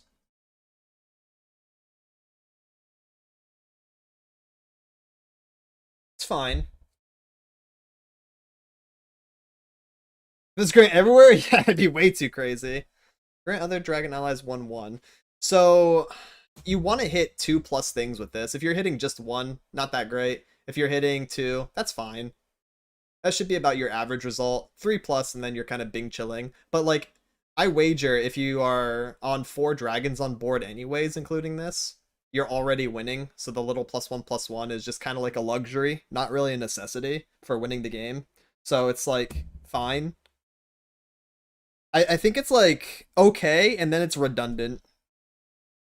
The fact that it doesn't buff itself makes me a little sad. I'm not really vibing with it. It's alright. Probably not the best. This is the strongest card in the game. Here's the gem now. We can hard run it. This card's broken. Alright. Otrani Dragon Worshipper. Cool. 4 mana 3/3. When I'm summoned, heal your Nexus 2 and gain an extra mana gem next round. Ugh.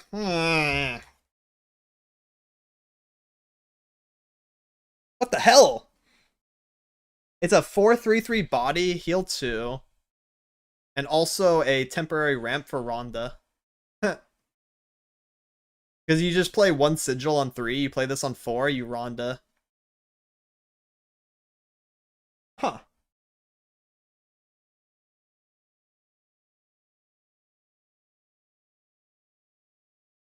I think this card is really good in the decks that it wants. The decks that want to use this, it's really good, yeah. Voliasol. Yeah. It's just going to be like good overall. Again, this is one of those cards where it's going to be even stronger in the future. It's also good in Eternal. It's just like a good card.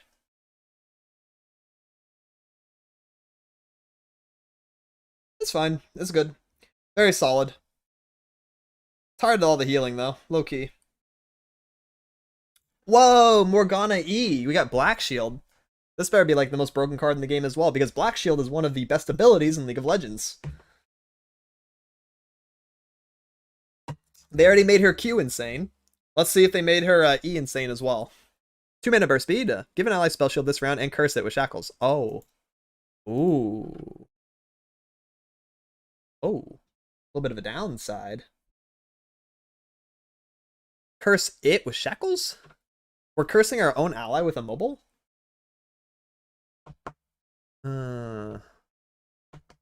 Yeah, it's 4 mana. Why wouldn't we just run Bastion?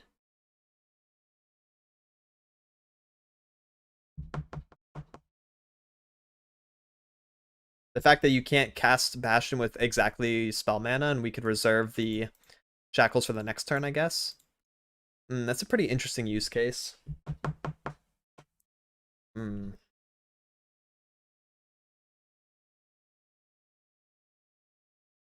I think I'm not gonna say. Never mind. I was gonna say something mean. We're good.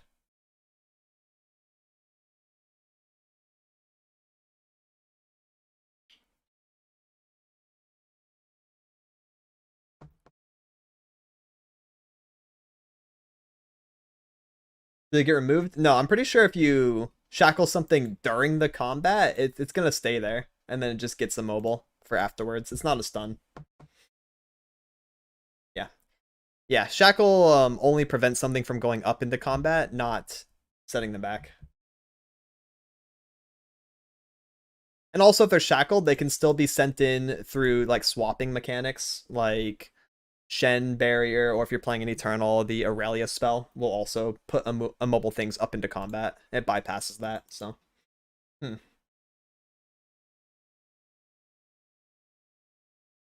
Saves a big unit for cheap, maybe worth, yeah.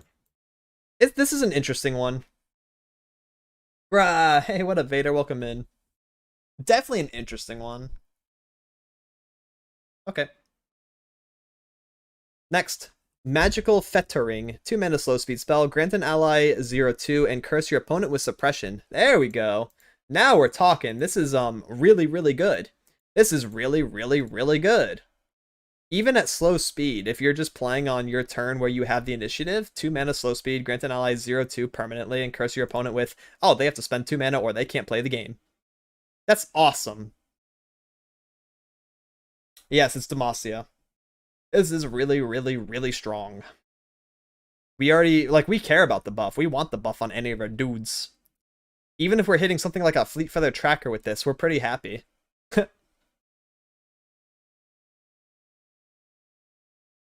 Yeah, suppression is the strongest one because the opponent doesn't have an option. The other ones, they can be like, okay, you know, I can kind of gauge if it's worth to use the 3 mana to take away Ichor or 2 mana to take away the Shackle. But suppression, they're like, oh, I have to, man. Which means if they're tapped out, they can't do anything that turn. They have to spend the first 2 mana next turn playing this. Yeah, Galio. Oh my god. Yeah. Formidables love this more than anything. Slam this on Ballin, bro. Silas on the card? Yeah, that's Silas.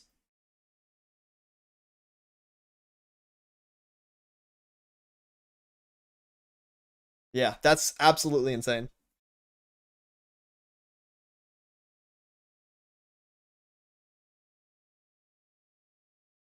Okay.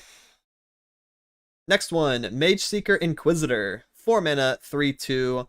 Challenger tough. When I'm summoned, curse your opponent with suppression. Okay. Well, they hold that just on summon. It's also a 4/3/2 Challenger tough. So it's a 3/3 essentially. For 4, if you're attacking on evens, is pretty good. You'll be able to trade into a lot of things that the opponent has developed turns 1 through 3 with his 3 attack. And you're also ripping 2 mana from their hand on 4, which is a very pivotal turn in Legends of Runeterra. 4 is a turn where the opponents, if they're playing mid-range especially, they really want to get down like a turn 4 body.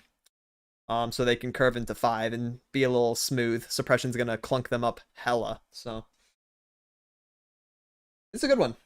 And this also helps if your deck doesn't really care about turn 4 as much. Like, again, if we're curving this into Morgana, we feel pretty happy. We play Mage Seeker on defense 4, curse them, play Morgana on attack 5, give them more curses. This is really, really pissing off the opponent because they're going to have to spend 2 for suppression and then also 4 for chains. Like, they just lost all their mana. They lost 6 mana on turn 5. Or by turn 5, I suppose.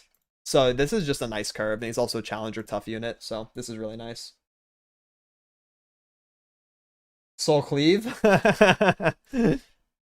Yeah, no, for real. Give this guy Deathless and then self-slay him.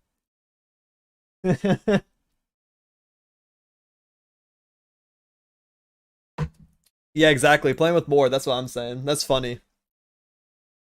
I don't know, just curving this from like Inquisitor into Morgana is so low effort and such high reward, isn't it? Low risk, low effort, extremely high reward. The opponent just lost 6 mana. Turns 4 and 5. That's incredible. Adds in 5, bet. That's just not fair, man. That's just not fair at all. All right, we have another dragon. We have Cloud Drake coming into the game. Cool. 6 mana, 6/6 Fury. When I'm summoned, reduce the cost of all allied units in hand by 1. Wow. That's really cool. 6/6. What if we're playing this on 5? If we're playing this with Herald, you know, she cheapens this. Reduce the cost of all allied units. It's not allied dragons, it's allied units. That's really cool. Mobilize on a stick. Yeah, exactly. It's also a dragon stick, so we're going to be wanting to play around the synergy with that. So Herald into Cloud Drake, into Eclipse, into Aesol. That's very cool. And you're also getting a nice body. It's a 6/6 for 6. That's good. This is just a really good mid-range dragon card. I can't imagine this being played anywhere else. You could probably play with Elder. That's really good too, because you're going to get a boon on this and reduce everything in your hand. However, I don't know how that's going to affect the Elder thing where you need to play 6 drops. You know. But this is really nice for, again, Shyvana, mid-range. She loves this. That's very nice for just accelerating your unit pressure. Soul Cleave, Mord? Yeah, we're getting even more Soul Cleave and Mord synergies. So it would seem. Base cost, thank you. Then this is fine in Elder as well. Alright, that's a good card. It's solid. Whoa, who's this? Alatis the Gallant. 7/7/6 Fury Dragon. Your dragon boons target all allies. Auto include an Elder. This is just an Elder Dragon card. It's not Titanic, which is a bit sad. If this was like a 7/8 or like an 8/6 or even an 8/5, this card would be very unbalanced because we'd cheat this out. Dragon boons target all dragon allies is really good. This is helping us win with level 1 Elder Dragon very consistently. This is a great card.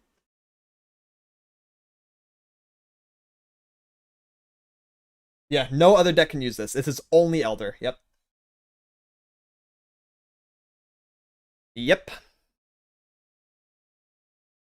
Nothing else even wants it. Alright. Yes, we are coming up on forced ads. So again, let me play those manually. That way they do not interrupt anyone. If you are not subscribed, do not fret. I will be not talking about the new cards while the ads are playing. You will not miss anything. But if you subscribe, you won't be missing anything ever. Got you.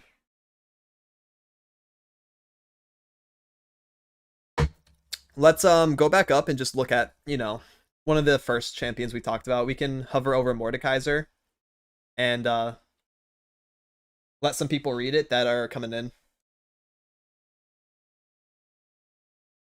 Here's Mord.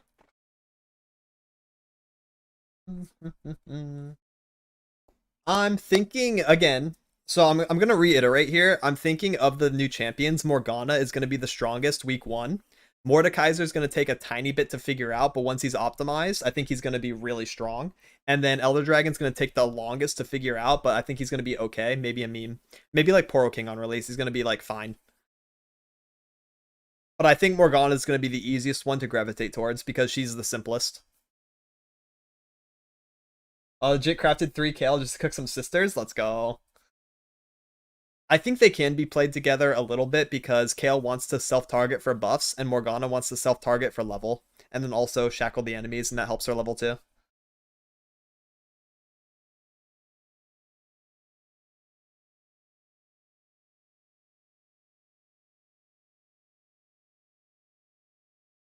Sitting here with Bard Meduli wanting Mord. True. The best thing about Mordekaiser is that he's a 6/9, which is very nice.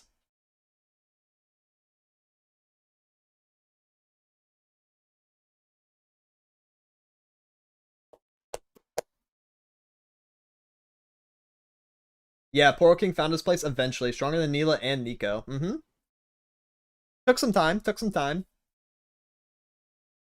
People optimized the one-ofs for the Poros and putting Yumi on Pouty and stuff like that, or on the Elusive, going that route. Also, he got buffed. I think it really helped that Poro King gets the special snack on level. That helps the deck a ton. I think if there wasn't for that, he'd be bad. Still, even with the optimized deck building, I think Poro King desperately needed that buff.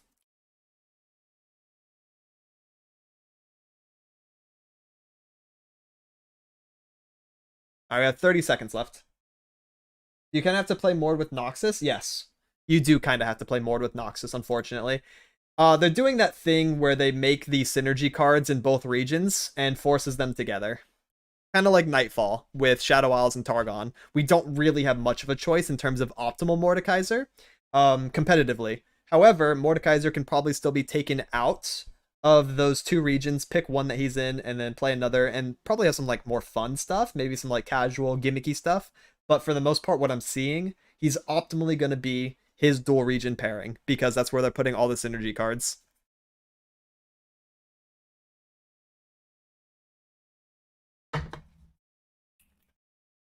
They're doing the freaking Nightfall and the Lurk thing, where you don't really have much of a choice, unfortunately.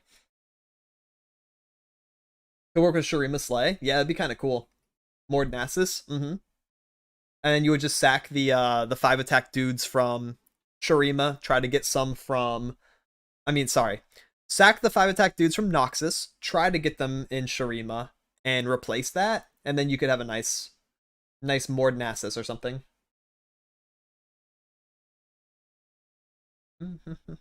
Alright, ad should be over, so let's continue forth. We have some cringe stuff from Demacia, go figure. Alright, next we have a 2-mana 2/3. When I'm summoned, draw a dragon and behold a dragon. Let's go! Let's go! Let's go! This is Dragon Chow. When I'm summoned, draw a dragon and behold a dragon. Fantastic. We've been saying this forever. Dragons really need this early game draw tool. This is actually probably... Okay, it's not better than Dragon Chow, but it is a good replacement. It is Dragon Herder. Yes, Poro Herder, but for dragons. 2/2/3 is a fine body. It's contesting our Herald turn, which is a bit cringe. I kind of wish this was like a 1-drop, like a 1/2/2 or a 1/2/1. It would be absolutely optimal, because then we'd play Allegiant on 1, then we'd play Herald on 2, Shyvana on 3, and then we're just full sending it from there. This is good. It's not the most broken thing we could have. The most broken thing would be a 1-mana Dragon Allegiant, but it's fine. I do like the resource. It basically means if you top deck him in the mid game, like turn 5, you're like, okay, I'll play him and get a dragon anyways. And then that could fix your hand a little bit, so it's cute. When do we get a Tempo Herder? That's what we need. We need that Pronto.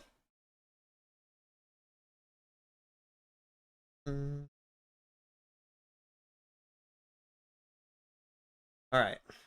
Cool beans. Good card. Not the best, just fine. Soul Cleave? Hey, yo, there's way too many Soul Cleave synergies going on here. Ocean Drake. Wow. We got Ocean and Cloud. Am I missing one? Did we get, like, more? We got an Ice Drake. Like, we got Bodir, and that's kind of random. Like, is there, like, Infernal? I know we have Mountain already. He's the formidable one. Is Infernal in the game yet? Because he's not the Fire Spitter. I don't think we have Infernal. Oh yeah, we have Chemtech, yeah.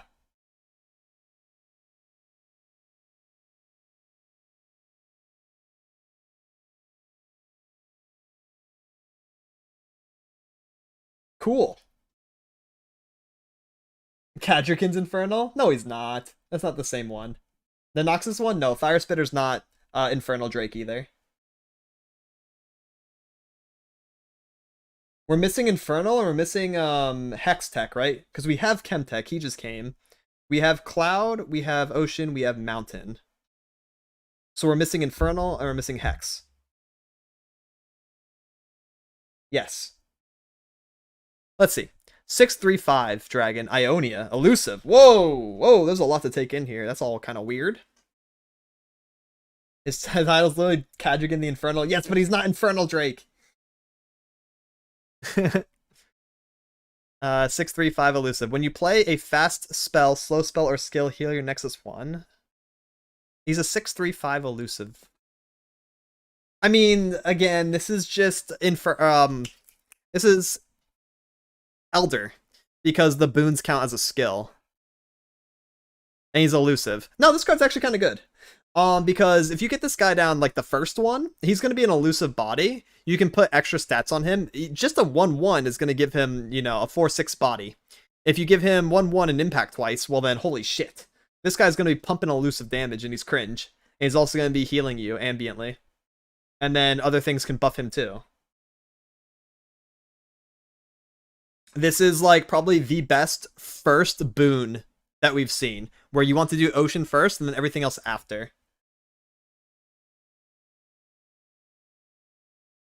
Oh yeah, Alatis can buff him. It's just going to be an elusive win con for Elder. That's so degenerate, but that's kind of where that's going. Wasn't there another one? Where's the other dragon that I just saw? Gentle, right? When you play other dragon lines, yeah, there we go. So you would play the elusive one first, Gentle and Alatis after, and then you're good to go. That's kind of insane. And then you just have big elusive win con. Why no Fury? Not all of them have Fury. Yeah, with the boons and followers, I don't think he even needs to level. I don't think he will. I don't think that's expected result. I think you never play for his level 2 unless it just magically comes up. Like, you don't try to force it. You don't try to go out of your way to get it off. You just play Dragon Wincon and play boons, yeah.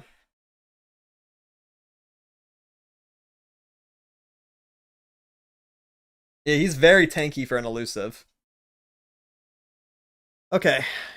Aisho, Shell of the World, a 9/9/9 Ionia spell shield. Each round, the first card you play costs 9 less?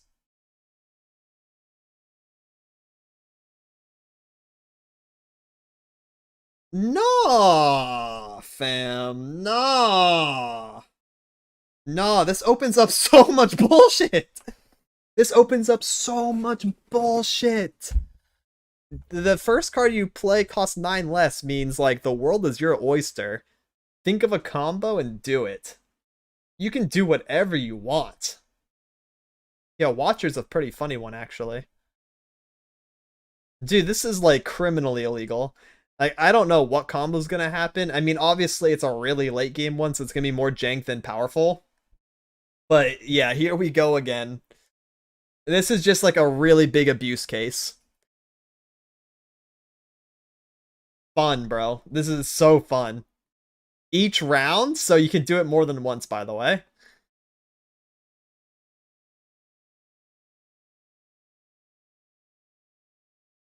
Yeah, there's gonna be some kind of illegal, like, wombo combo with it, or some kind of, like, I wouldn't even doubt there's an infinite somewhere. Riot cooked too hard, yeah. I'm not looking forward to seeing what can be done with this, but I'm sure a lot of people are. It's very janky. If you don't win next round with this on the board, I feel like you shouldn't win at all. Exactly. That's why I don't think it's going to be competitive. It's just going to be weird. Yeah, this is going to be a very janky card. It opens up a lot of very, very odd things. Yeah, Spell Shield is an extra FU. It really is. Can be cheated with Sigils and Elder. Yep. All cards are standard? Yes. Okay. Here we go with this thing. What is this thing, bro? Empyrean Dance, 9 mana fast speed spell. Stop an enemy, fast spell, slow spell, or skill, and recall an enemy and summon the Emperor. What are we doing, Riot Games? What is this? Why are we making things like this? This is just weird. 9 mana deny, but also a recall, and also a 6/5 elusive body. So let's put this into mana perspective for you guys. Deny costs 4. Recall an enemy costs 4. You're putting that onto one card, and for the remaining 1 mana, you're summoning a 6/5 body. So this is... yeah, it's Deny, Will of Ionia, and a 1 mana 6/5 with elusive.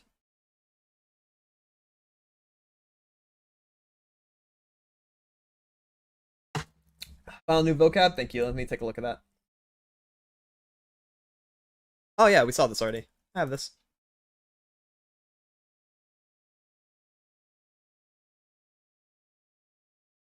It's fast speed. Yes. It's fast speed. Which means if the opponent's open attack, like, this is so crazy because you can cast this with spell mana. So I mean, the earliest you can do this is 6. The opponent plays, like, let's say a 6-drop champion. You put that right back in their hand. Or you can stop like a deny. Or stop a spell of some kind, and then summon a big 6/5 elusive. On a turn earlier than it should be summoned. Like on turn 6, this just seems illegal. Huh.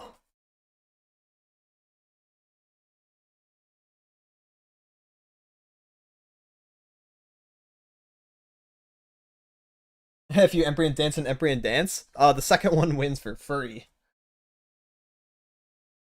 I see your War Mother's called and I raise you a deny and an Emperor and return a unit. Yep. This is really, really, really broken against Freljord Shadow Isles control. Being able to stop War Mothers, kind of insane. I don't think it's going to be run too often, though. I mean, like, yeah, only Karma Set would probably try to fit this in. Like, Control Ionia is not really a thing outside of that. Unless you're also playing Lysandra Ionia, or you could play War Mother's Ionia. It's really good in the mirror.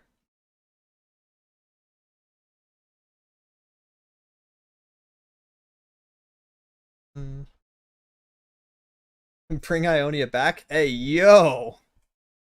You're the only one saying that. Oh. Oh, thank you.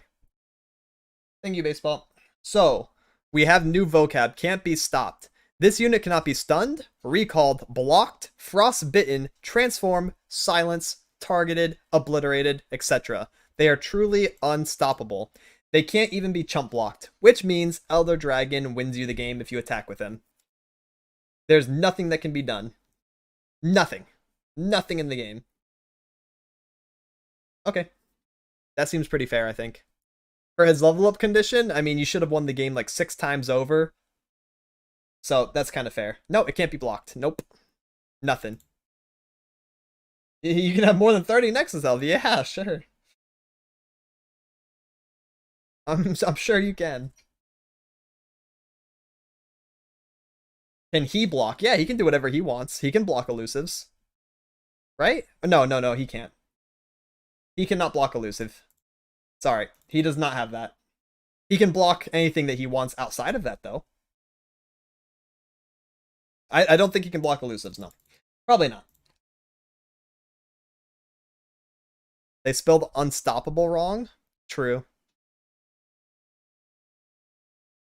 Goofy goobers at Riot Games. Ow! How to stop Elder Dragon. Step 1, he cannot be stopped. Step 2, panic. Step 3, tempo meo diage. He can't be stopped, panic, tempo mal dej, real. Capture? He can't be targeted. Captures always have a target before they resolve.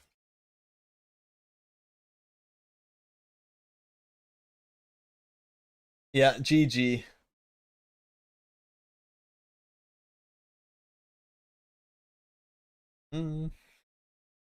Elder Dragon just wins. Which I think, again, I think that's fair. If you're leveling up Elder, you should have won, like, 6 times.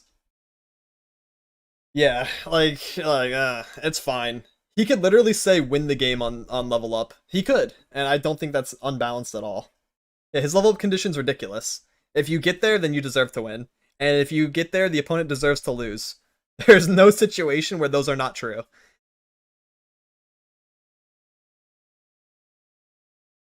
Yeah, and there's also etc. if they missed anything. Yep.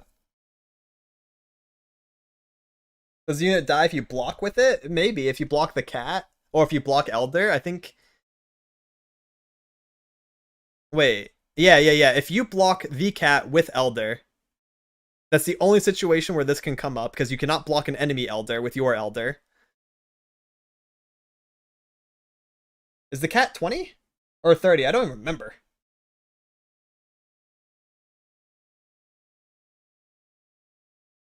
Yes, correct, guys. Cat's 30. So the only situation where this can come up is if Cat is attacking you and you have Elder Dragon.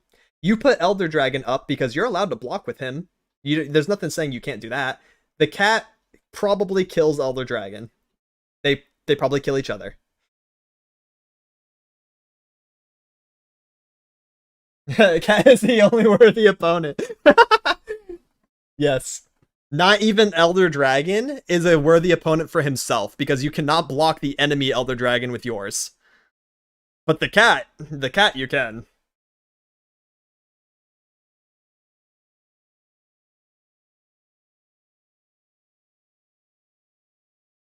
That's true. The Elder Dragon should have Deathless, so he'll block the cat and live. Well, he'll come back with one, and then he will reattack. So he even outplays the cat. They trade for the time being, but it's like they tie the battle, yet Elder Dragon wins the war. Because Elder Dragon casts all of his buffs on himself. So the cat would have to be buffed too. The cat would have to be like a 34. Because the Elder is going to buff himself. And then also have Deathless. So that you'd have to like put buffs on the cat. Hey, Kawu Raid, let's go. Welcome in. And we're going to shackle him? Don't think so.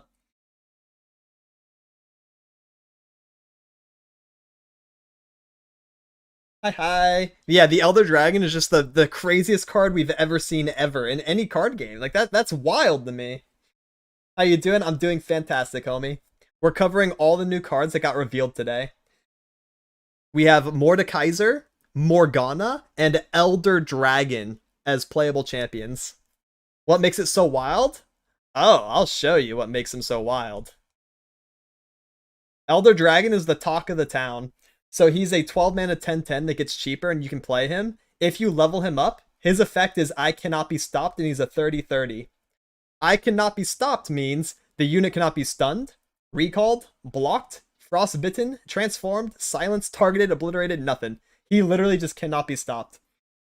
ARAM, yeah, ARAM would actually give him to you leveled. ARAM and also the secret keeper guy, right?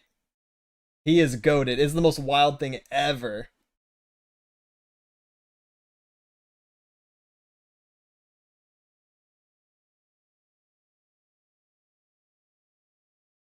Mm-hmm. Good luck paying him. You could still discount them, can't you? So if he comes to your hand early and then you play, I cost one less for each different dragon boon you played. Yeah, all you have to do is play 6 cost allies. And then you can cheapen him still once he's in your hand, right? You'd have to hit Siobhan or Aesol? No, you just have to hit any 6 cost ally. That should be pretty easy to do. When you play a unit with 6 base cost or higher, pick one of 2 boons. You just play a couple of those. It could be any of the champions you get from ARAM, could be any of your hard run cards, and then you can play him. He's definitely doable. Level 2 doesn't get the discount? It should. It's his origin. Oh, he doesn't have origin anymore? Oh, that's weird. Oh. That's really weird. Okay. That's a bit sad. Okay, if you get him from Aram, it's a dead draw. That's really, really interesting.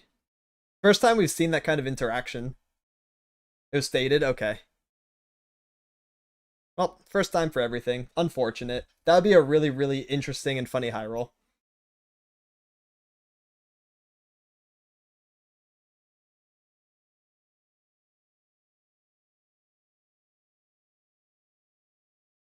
Deathless is generatable? So yeah, so that means Voidling can roll it too. Yeah, no, the level up is never the win con. No, you're probably winning beforehand. If you get him leveled in like a really long game or like a mirror match, then that's fantastic. Then you can play it, but that should not be the expected result going into the game, though. Deathless only triggers once. I'm pretty sure you can reapply it with more effects, but Deathless should only trigger one time. And it removes Deathless and then leaves them with 1 HP and stunned.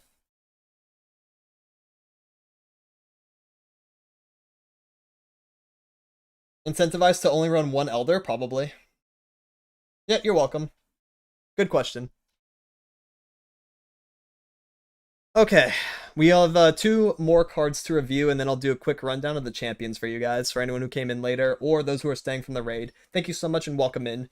My name is Tempo Mao, a Demon Lord VTuber that specializes in Riot games, hitting Master Tier in League of Legends, Teamfight Tactics, and also Legends of Runeterra, which is the card game, and my favorite one to play. I've also hit rank 1 multiple times in Legends of Runeterra on the NA server, so welcome in, homies. I do a lot of beginner content, so highly recommend checking out my YouTube channel if you want to get into the game and want easy access to premium information about resources and also beginner decks. Alright, Early Bird. 2 mana slow speed, Bandal City spell. Your opponent discards their highest cost card. Cringe, cringe, cringe, cringe, cringe. We're probably not hard running this. We're hitting this from Conchologist and then like really pissing off the opponent. Or me getting pissed off because I don't play this kind of strategy. Yeah, it's like Tricksy Tentacles, but this is actually like stronger. Discarding the highest one is ridiculous. It's also highest cost card, not follower or spell, which means it can hit anything.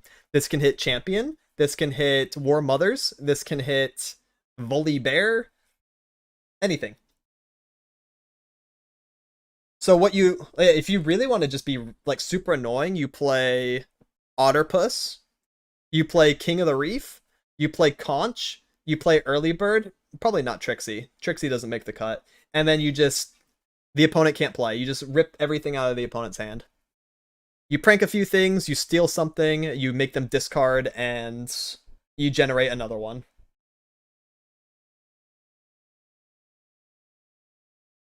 So there you go. It's just not fun. This is not a fun card.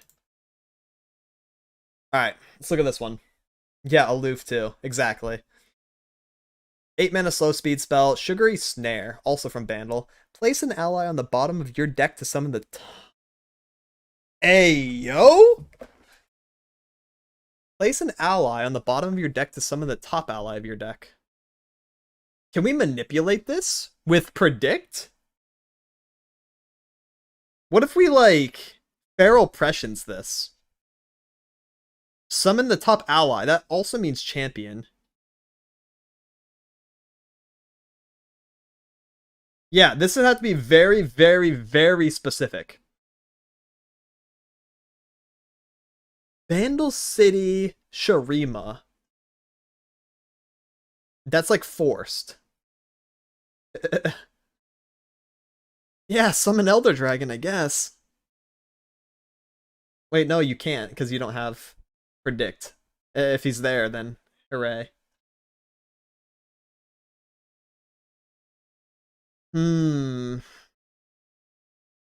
Yeah, janky, but not good. I'm sure you could probably do something with it, but it's not worth.